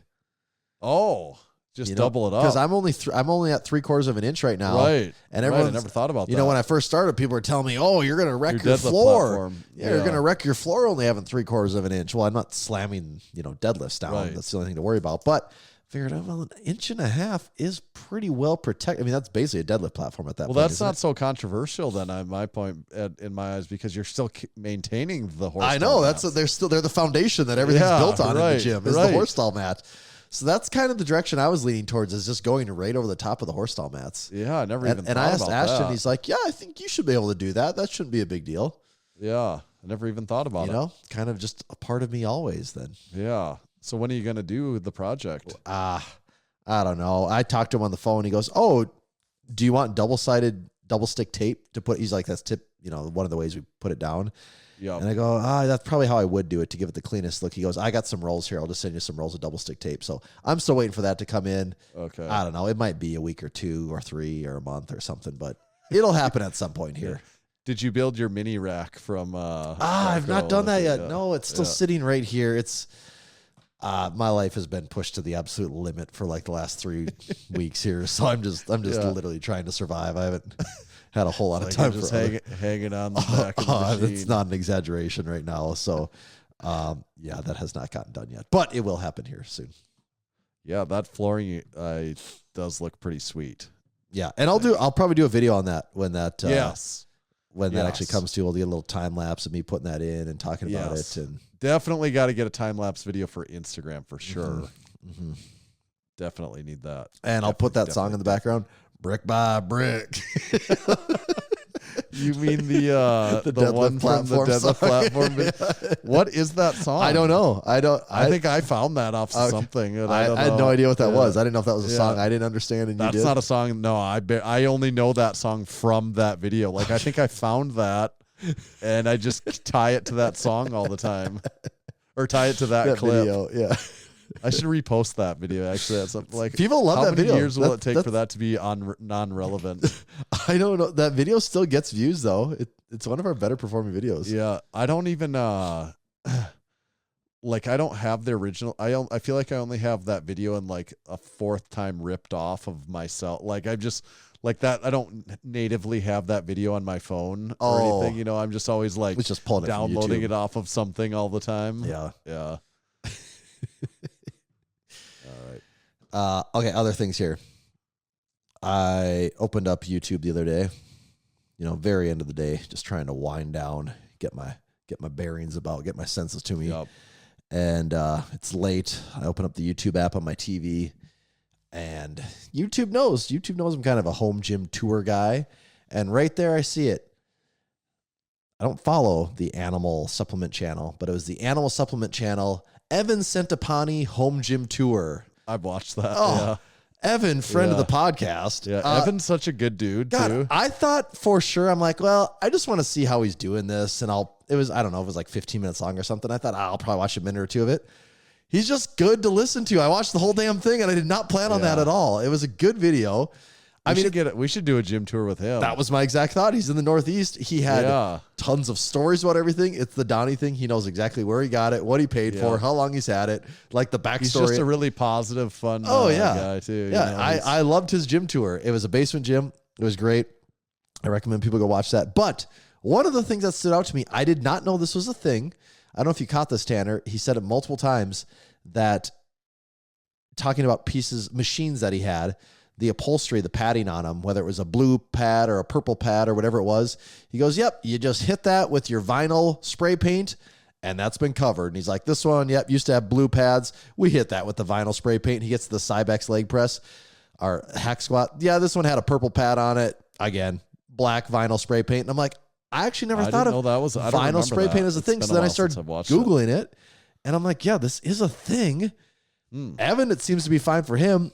Where this gets interesting is I would love to have like my lat pull down machine has blue pads. There's nothing wrong with them. Like functionally, they're great. They're perfect. I would, in a perfect world, have black ones. I asked an upholstery shop in town for a quote and I got a quote of like $300 to redo the pads. And I'm like, that's what I paid for the whole machine. I don't really want to spend that much money just to change the color of something here.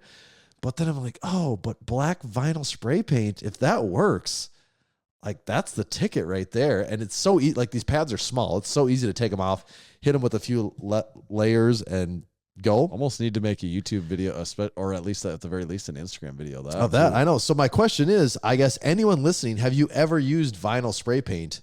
And I feel like I'd be concerned because like that padding stuff always has a very like your hand can just glide across it. I feel like if you spray paint it, it's gonna I'm worried it's gonna be tacky. That's what I don't know. But like the other thing is, well, it feels like it would wear so easily too. That's like what I would think. But because if it's a formula that's made specifically for vinyl, maybe it's okay. I don't know. And I'm like reading reviews on Amazon, and like half the people are like, oh, this is great. I use it on my car seat and this stuff, and it's been perfect. And then I read other reviews and they go, it made it hard and it sucks. So I'm sure a lot of that comes down to reading the directions and applying properly. But yeah.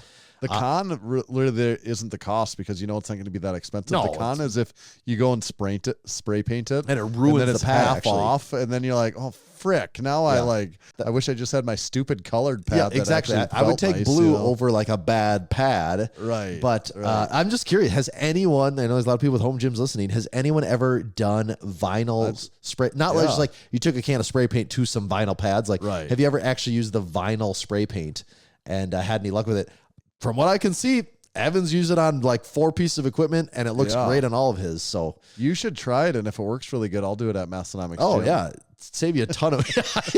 I'll be the guinea pig here. I mean, it would save you a ton of money. Like some of those pieces would Because I got like just totally green transform. and blue, and if Yeah. I'm like, oh, if I make everything red, then it's pretty sweet. And it probably does depend a little bit on the. I mean, there's varying levels like of vinyl 400 and, different materials, in there, and too. also the quality. You know, some have little rips and frays and things, but Yes. like mine are like damn near perfect. Like it's amazing how well some of that holds up actually. But so I'm just really curious if someone has done anything. Put a comment in the YouTube video so I can look at it if anyone has any more insight into this. I'll be interested to hear more follow up from. There'll be people listening that have follow up on that. Just about guarantee it. I'm sure. Okay. Oh, I got a game here. I think we hold off on that. I don't know. Maybe we hold off on stuff until next week's episode. Yeah, unless we want to do a little training update. Oh yeah, we should do that. What is it? You squatted 475. Was that today as of the time of That recording? was today. That was 475. So what was that on? Are you in peaking then? That's the for first Juggernaut? week of peak for me right now. So I'm Okay. back on schedule. I skipped the deload because I've kind of been on a deload for a month now. I hit 475. This one was a hurdle because after that back tweak about a month ago where everything hurt, I mean, I couldn't even do a goblet squat without it hurting my back severely. And it's not muscle. It's just a nerve thing. And the only thing I've learned is it just takes time. There's like, walking and stuff, like being active helps, but like I can't just go in and squat. Like it only makes it worse. And I went down that. I mean, it was like a 3-year self-discovery quest to figure that out. And now I just know, like, I just got to lay low, do what I can for like a month or so, and it comes back around. In any other world, I would just be restarting Juggernaut right now. I would not be doing this, Right. But this is where we're at. So, like 2 weeks ago, I was kind of taking it by like a plate. I got squatted up to like 2 plates. Like that was somewhat comfortable, but not great. And the next week was 275. Then it was like 315. And then from the 315 week, things were getting a lot better. So then I jumped it to 405. And last week I did 405 for like a set of 3. And I just was squatting so slow and cautious that it didn't feel great, but it wasn't bugging my back. It was just like my rhythm was not where I wanted it to be. This week I was feeling pretty good. Warm-ups were feeling pretty good. And Juggernaut, it actually wanted me to go to 485.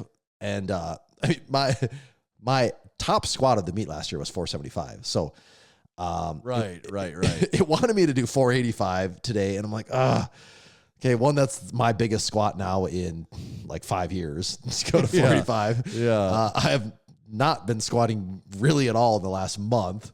Right. So I'm like, I'll just play it somewhat conservative because the jumps were 455 and 455 felt great.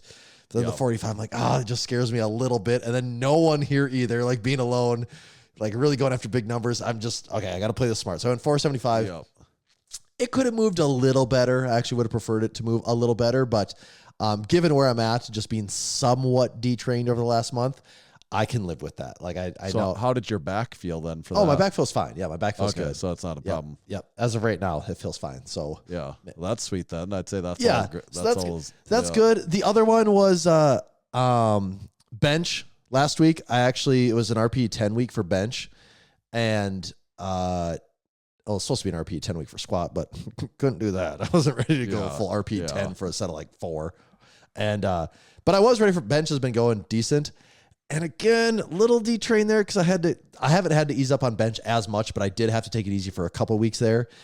My bench was just feeling phenomenal. Like the hands before, like you go back a month ago. Right. My bench was just, I don't know, what did I have? I did a video. I think the last video I had was like, I did 305 for 6. And the 6 rep felt just as easy as the first one. I had as like an RP like 7.5 or 8. Like, right. If you follow the number on that, my 1 rep max is getting projected at like, 375 or, up there. Like it was feeling so good. Best I've ever felt in my life. And then things did just have to slow down a little bit. And it did just feel like it took me out of a groove. It kind of killed some momentum there. The other day, I was supposed to do 335 for a set of 3. And I'm still doing touch and go. I don't move to pause until like peaking, which maybe that's the wrong way to do it. But 335. So this is where, I end up getting 2. I got 2 out of the 3. First 2 moved pretty damn. First one moved great. Second one definitely slowed down, but it still moved fine. In my head, this is when you know you're screwed and you're like, oh, can I get this third one? When you're thinking that. Yeah, right. I did not get the third one. But in my defense, again, so coming where did off you get of stuck at? like the midway point where I always get stuck. It never gets stuck on my chest. I can always move it like the first 3-4 inches off my chest. It's always like right there is where it gets stuck. But that was the day that it was 98 in the garage. Oh my God. That is, with the temperature swings we've had, it is so hard to lift when it's 98. It is brutal. It is terrible. I would take 50 degrees any day over 98. It hits you out of nowhere.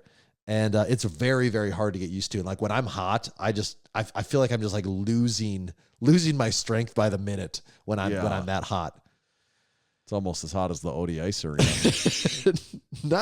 No, it's even hotter. Actually, and my mistake was I went up to the garage and, my garage is insulated and everything, but the door had been open a little bit earlier that day and it was 88. And I'm like, well, I can at least open the door, get more of a breeze in here. Yeah, within 20 minutes, it had gone from 88 to 98. And I'm like, that was the wrong move to that extra 10 degrees. Once you get over 90, that's when it really hits you. Yeah, but that's too hot. It is. It's just too, like, you're just uncomfortable and you just feel tired and weak. And it's not ideal. So I don't know. Actually a month ago, 335 for 3, I would have said all day is there. But on the flip side, my best bench of the meet last year was like 330 or 332 or whatever the kilo break. So again, repping what my, 1 rep max was last year. So things are on track. Deadlift, that's a different story. That's to be seen. I don't know. That one was bugging my back more, just the positioning, just even getting into the position. Last week I did 385 for some very smooth, easy reps. So I'm still just ramping that one in. Who knows? Yeah, you pretty much be building it right in until we'll just be building right up to the last minute. We'll see how that goes. I don't know. It's almost as much of a comfort. It's just like you're progressing into like the weights of being able to. It's just straight up linear progression into the meet on that. And but deadlift, again, a month ago, I did 505 for a double. Last year at the meet, my best pull is 475. So we know the strength is there. It's just, is my back going to cooperate to... Will it be there on meet day? And the answer to that is always yes. So I got nothing to worry about, right? I guess I should say this is a very unorthodox, not recommended way to go into a meet. But we're gonna give it a go here. That's a good training update. And there is it's 4 weeks out. It's 4 weeks out. Actually, the crazy part is, as far as Juggernaut goes, next week is the last heavy deadlift. Right. Which is wild. And then 2 weeks is the last heavy squat and bench. You might have to manipulate that a little bit. I was kind of thinking the same thing, because I'm not sure I can take my, I haven't touched a deadlift over 400 pounds in like 6 weeks. So I might just have to keep but I haven't been doing any volume, so like it shouldn't be wearing me down, so I should be fine. Yeah, I think so. You'll have to just keep ramping that up just to get a little more comfortable. Just get slightly more comfortable with it each week. Yeah. Yeah. My training update is probably shorter and just more odd of things that I'm just, because it's my knee recovery is still going pretty good. It has its ups and downs like the elevator business, and some days feels better than other days, but overall the trajectory is in the right direction. It is just feels like it is taking for a long time, but I know someday I'll look back at it and be like, I don't remember. Was my knee ever hurt? It just feels like nothing. So I remind myself that often. I'm just going to bounce between very odd training things I'm doing. Ab rollouts continue to progress. Mm-hmm. I'm now doing 3 sets of 10 of those, and I really don't even get sore. Yep. Isn't it weird how fast that changes, though? Yeah, like that. It's just like a month and a half ago, I'm like, I completely shredded myself for 2 weeks. And now I'm like, nope, now I can just do these. And You almost Just makes you the think, am I oddity of the cheating? ab rollout. Am Right. I like it's cheating why? the form to where it doesn't Right. bug me anymore? Is it? Right. I started trying Nordic curls because I always thought it's interesting. I can just absolutely crush the glute ham raise. Like I've always been really good. I'm not bragging about it, but like I've always been very comfortable with GHR, GHD movements. Yeah. And Nordic curls are so much harder. It is just like, to me, I'm always like, oh, that's a really similar movement pattern, a similar movement, but Nordic curls specifically are just way harder. I 100% agree here. I need to start. I've never done them. I've never done them before. Yeah. And I was inspired after we went to Jose's gym. Yeah. You know, he was getting rid of his GHR because he's like, oh, it takes up too much room, and I just do Nordic curls with a pad or a peg in the rack, and I just do it on the floor. And he's crazy strong. And I agree with you though too, is that GHRs, I just feel like I could do 20 reps, and I mean, yeah, they get hard, but it's never like, oh, this is really taxing my posterior chain. Right. And I don't think I have a very strong posterior chain. So like, that's where I think a Nordic curl would probably expose some major weaknesses. Nordic curl is so hard. Like you actually have to be able to scale it, because I don't think very few people are going to be able to just. So are you pop scaling it with a down band? Is that how you're doing it, or? Actually, I'm 2 times into it, and what I've just been doing so far is like, I'd call it almost like the push-up method almost, where I'm like, I'm just doing this for a couple weeks because I don't want the ab rollout experience off the beginning where I'm like, oh my God, now I can't fucking move, you know, and I haven't got that at all. So maybe that was an invalid concern to begin with, but that's all I've been doing. But yeah, I was probably going to move. People do the thing with like a broomstick, and I don't know if I've seen that one. You almost like set the broom, you hold it like this, and then you can control yourself on just the as your kind of guide. Yeah. Don't like that. The band thing is maybe what I'll go to eventually here. Try something like that. Yeah. Don't know exactly the way that you hook, because you're doing it on the Rhino, you said though. Yeah, I'm doing it on the Rhino. See, in the rack you could just put the band up high, but you're on the Rhino. Right. So I'll play with that a little bit. Otherwise, the rower, I've been still doing rowing. I got PRs?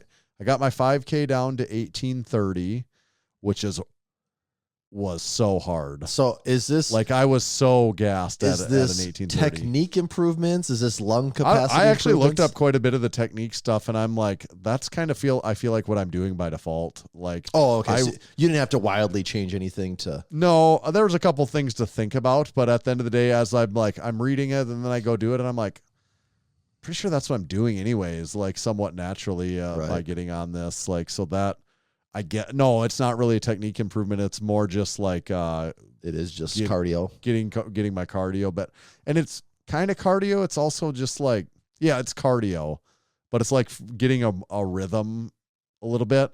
I think it's funny, people that do distance stuff, I think you always think you're like, yeah, I get in the zone. I'm going to get in the zone. And when I do the 5K, like even when it's going to take me 18 some minutes, there's never a second from when I start to I finish I'm in the zone. Like, it's hard if I'm going to keep that pace, which is like for anyone that's rowed, like to do that pace for that long, unless you're a fucking like an high level rower, it's going to be fairly hard. And there's not a moment in time where I ever feel like I'm like, yep, I hit the zone. It's like, you're not finding the rower's high. 2/3 in, and I just hit this high of, I'm like, no, I'm 2/3 in, and I'm like, it's just getting worse. I feel like I'm going to fucking die. And if I slow down at all, I'll be off my pace. Okay. Remind me again, are you keeping a pretty steady pace, or are you having some intervals in here? No, I keep a steady pace, as steady as humanly possible, basically. Yeah. Like, I mean, does it drop off much, or does it stay pretty consistent, like the pace you set in the beginning? I like get on my pace, and I can't let it, like, I'm like, no, so you are you're keeping it as flat as you can. Which that is really hard. Yeah. Because you're just like, the whole time you want it to drop off. And actually, like 2 times ago when I went, it was the first time I didn't set a PR. Halfway in, I was on PR pace, like to set a good PR. And like, I got to 2/3 of the way, and it's the first time I had pushed myself so hard that I was like, I have to quit. And by quit, I didn't mean I stopped doing it. Like, I still finished, but I'm like, I have to quit the pace. Like, I'm like, and it's so annoying because I'm like 15 minutes into it. You know, I'm like It's that 12 minutes. And I'm like, I just can't. I have to quit. And as soon as I'm done, I'm like, I wouldn't have had to quit. Like, I know, like you could have just like, I could just keep going. That Like, last you don't 30% have to quit. Like, but I'll get done and I'll just literally be drenched and just, actually the killer thing I've learned about the rower, because I do it out in my garage and it's been really hot also. And we talked about the headbands in the tier list, the sweatbands. Mm-hmm. I need a freaking sweatband because your hands are on the handles. Yeah. And this last time I was sweating so much and I didn't have like lotion on my face. I don't know what it was. My eyes were on fire.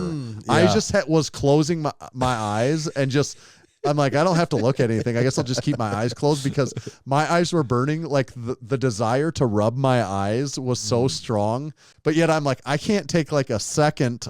I can't move my hands from this, wipe my eyes and keep going. Here. Like I'll kill like 10 seconds on my time if I do that. So, okay, do you see this, is this rowing thing just sort of a fling for you right now? Or do you Yeah. Okay. No, it's not. I didn't know if like maybe you're like, oh no, I actually do like this. I can see myself like sticking with it more consistently.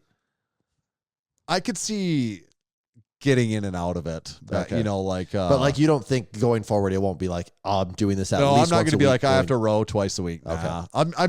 I mean, as of right now, still yes, but I just know at a certain point I'm gonna be like, yep, I'm good on not doing that. What about?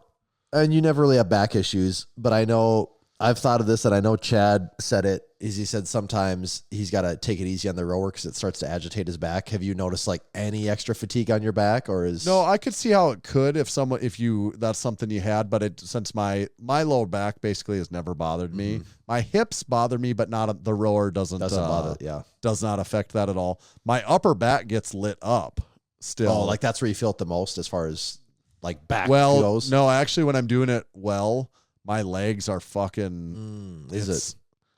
It's like the killer is because when you're going hard enough for long enough, the killer is like the oxygen to using that much. Like you are using so much of your body that I'm like, my legs are just like, I feel like I'm not like getting the legs like replenished. You know, like the blood's not flowing or the oxygen's not. My cardio's bad, I guess. You know, my cardio's not good enough. That becomes the limiting factor. It's not like my back or anything else. It is the cardio and like how it affects my legs after a while, where my legs I start to just get fried where I'm like, so because when you're rowing well, it's a push off your legs, a little bit of that, like in that order, it's a push off through your legs, a little bit of a hinge in the back. And the last is just a little bit of a row, actually. Like that's just the last little bit. But that last little bit, you do it enough, like your upper back does. So what? Like in a good way, though. But what is the worst part, though? The lungs or the legs? It's like both tied together. I don't know where it's like I don't know. Like it hits at the same time and it's both things together. Okay. Where I'm just like, I don't know. That's what makes it really shitty. Honestly, is just the way that it messes both of those up at the same time. Yeah. But if I just back the pace off a little bit, it's hard to do because if I back the pace off a little bit, it just seems so much easier then. And just like, but what I'm thinking about doing, which I said when I got to this point, I was just going to quit doing it. You did. Is like program it a little bit. Is where I'm just like, okay, I'm not just going for a PR every time. This is an easier day. This is a harder day. Actually, because the last time I went on to go hit a PR, I sat down and I sat there for like 5 minutes before I even started because I'm like, I know once this starts, the next 18 minutes are just hell. I'm not getting off. And I'm like, I knew I was going to do it, but I found myself just procrastinating the start. And then I'm like, okay, this isn't fun. Then now if I'm sitting here like not wanting to even start. So then I'm like, but if I programmed and not every time I'm just forcing myself to hit a new that makes PR, more sense where you have a minute and a half of leeway on or 2 minutes of leeway on certain days. So that's what I got. I have to do that in order if I want to keep doing it, because otherwise it's too daunting now where I'm like, no, that's brutal and I'm gonna feel like death warmed over if I try this again. Okay, so we got the rowing. Any other? I mean, your bench is still going pretty good though, isn't it? My bench is going pretty good. I did miss I did this in Watertown also, where I missed a third rep. Really, really high. Yeah, like I did like that at an the inch gym from the other lockout. day. I did that at the gym the other day, where I actually had one side of it in the rack, and I swear to God, I could not move my tricep. That like- extra half an inch to And that's not been a problem, so I just got to attack that differently, I guess. weird. Yeah, that's not where I'm usually just like- that's not Yeah. usually like in that elite And I FTS. mean, where you visibly look and be like, "Oh, I think it's locked out," Well, and that it's was like, "No, the I'm one in still Watertown. fighting for." At first, I almost my thought you were life. joking because Right. you were like 98. I was even like kind of laughing, like because I'm like, It "This was. is weird." Yeah, and half the people would look at you and be like, "Oh, I think his elbows are locked out." And like me, Yeah. have seen you bench where I'm like, "Oh no, Tanner has a very hard Right. lockout." So I'm like, "No, I know he's not there, but he's not doing it. What's going on right now?" So I did 355 for a triple is where my bench is Nice. at, and that was an RP 10 though, and it's going all right. I squatted 350, Yep. and that's going all right. It's all going okay. Yeah. My knee's just annoying. It's actually like I did my 355 for a triple in my knee. Even after that, I'm like, my knee's just a little sore just because pushing through the ground. I can so just hard understand on why that would and make it just sore though. torquing. You're just Yes. you're putting the torque on it, and everything's going. It's actually just going as it should. I just want it to progress faster, and it just doesn't do that. Don't we all? Yeah, exactly. So that's our training. You know what I have been wearing though is my barefoot shoes.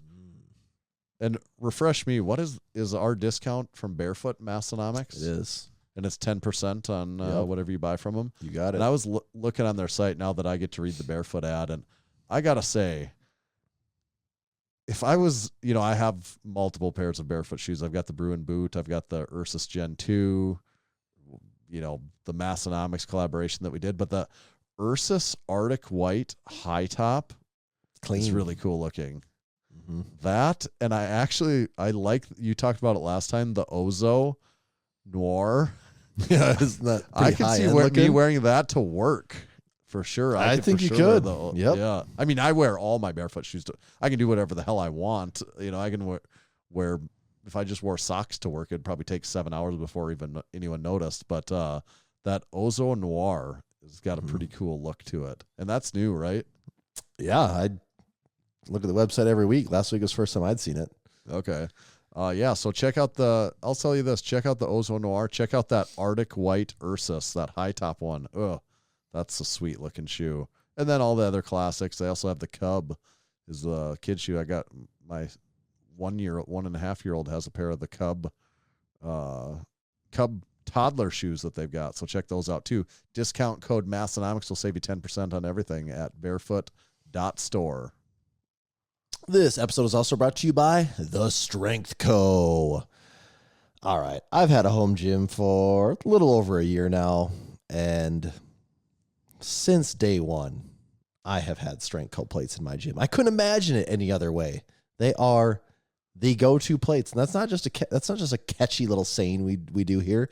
It is the truth because the plates are that damn good.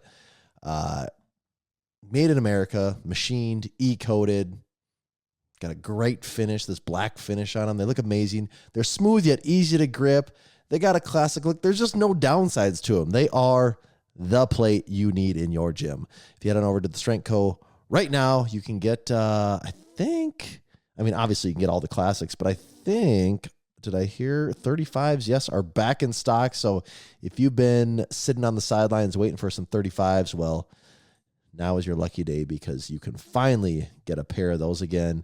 And, while you're at it, you probably need another 45 anyways. Another pair of 45s keeps things aspirational. I only had 4 pairs of 45s. I got a 5th pair, and what do you know? Not even a month later, I'm putting that 5th pair to use. So it's good for your strength goals to get another set of 45s for the gym. Go to the Strength Co. Tanner, we don't have any codes with them, but you can click like some affiliate links in this YouTube video or whatever, and it does something for someone. We think. We've been told. It'll be good for the Strength Co. We know It's that. good for the Strength Co. at the very least. Yeah. What's good for the goose is good for the gander. Mm-hmm. That's what we've always said here. All right. Episode 482. speaking of our YouTube channel, last week's video was gym tour with Kurt at the Kurt Locker. The Kurt Locker Garage Gym tour. Another banger gym tour. I'm just about I've watched my YouTube videos in batches when I'm also busy, and I haven't quite finished that one. I've seen most of it. Got to actually finish that one myself. Loved watching through with Kurt, and the one that posts this week that's out at the time this comes out, I believe it's going to be No Way Jose's epic basement gym. It's one of a kind. Yeah, do not miss that one. No doubt one. about that. Do not miss that home gym tour. Our home gym tour on YouTube are rocking and rolling. They're really doing well, so we appreciate. Maybe you're new to the podcast. You found us through a home gym tour. If so, thank you. If you haven't checked out those gym tours, I would say check them out. They're pretty fun. I mean, if you like the podcast, it's insane to me that you wouldn't watch those, because those are a podcast walking around someone's gym. Yeah. We spend. It's a podcast in a gym. Yeah, it's basically everyone's 20 minutes to an hour long, where we're podcasting, walking around with people as they're showing us off their cool home gym setups. So subscribe on YouTube. Check out Massenomics.com for all of our merchandise. We just restocked the home gym nerd tee. So now back in stock in all sizes, small through 4X in the home gym nerd tee. We restocked the Silly Goose Barbell Club flag just recently now, so that's been a hot seller as it's back. We still have some certified training facility packages left. Get signed up. We could mean we come do a home gym tour at your place sometime. That's how we find our home gym tours. Is number one way is by looking at a certified training facility map. Also, you could get a certified training facility of the week on the podcast, to shout out that way. We still have some, not a ton, but some horse stall mat coaster sets. When those sell out this time, we don't know what the future is on horse stall mat coasters. So it could be one of your last chances at history right there. And then the Drink Spotter Chill, the most recent Drink Spotter in the Drink Spotter collection. Most versatile, maybe. Mm-hmm.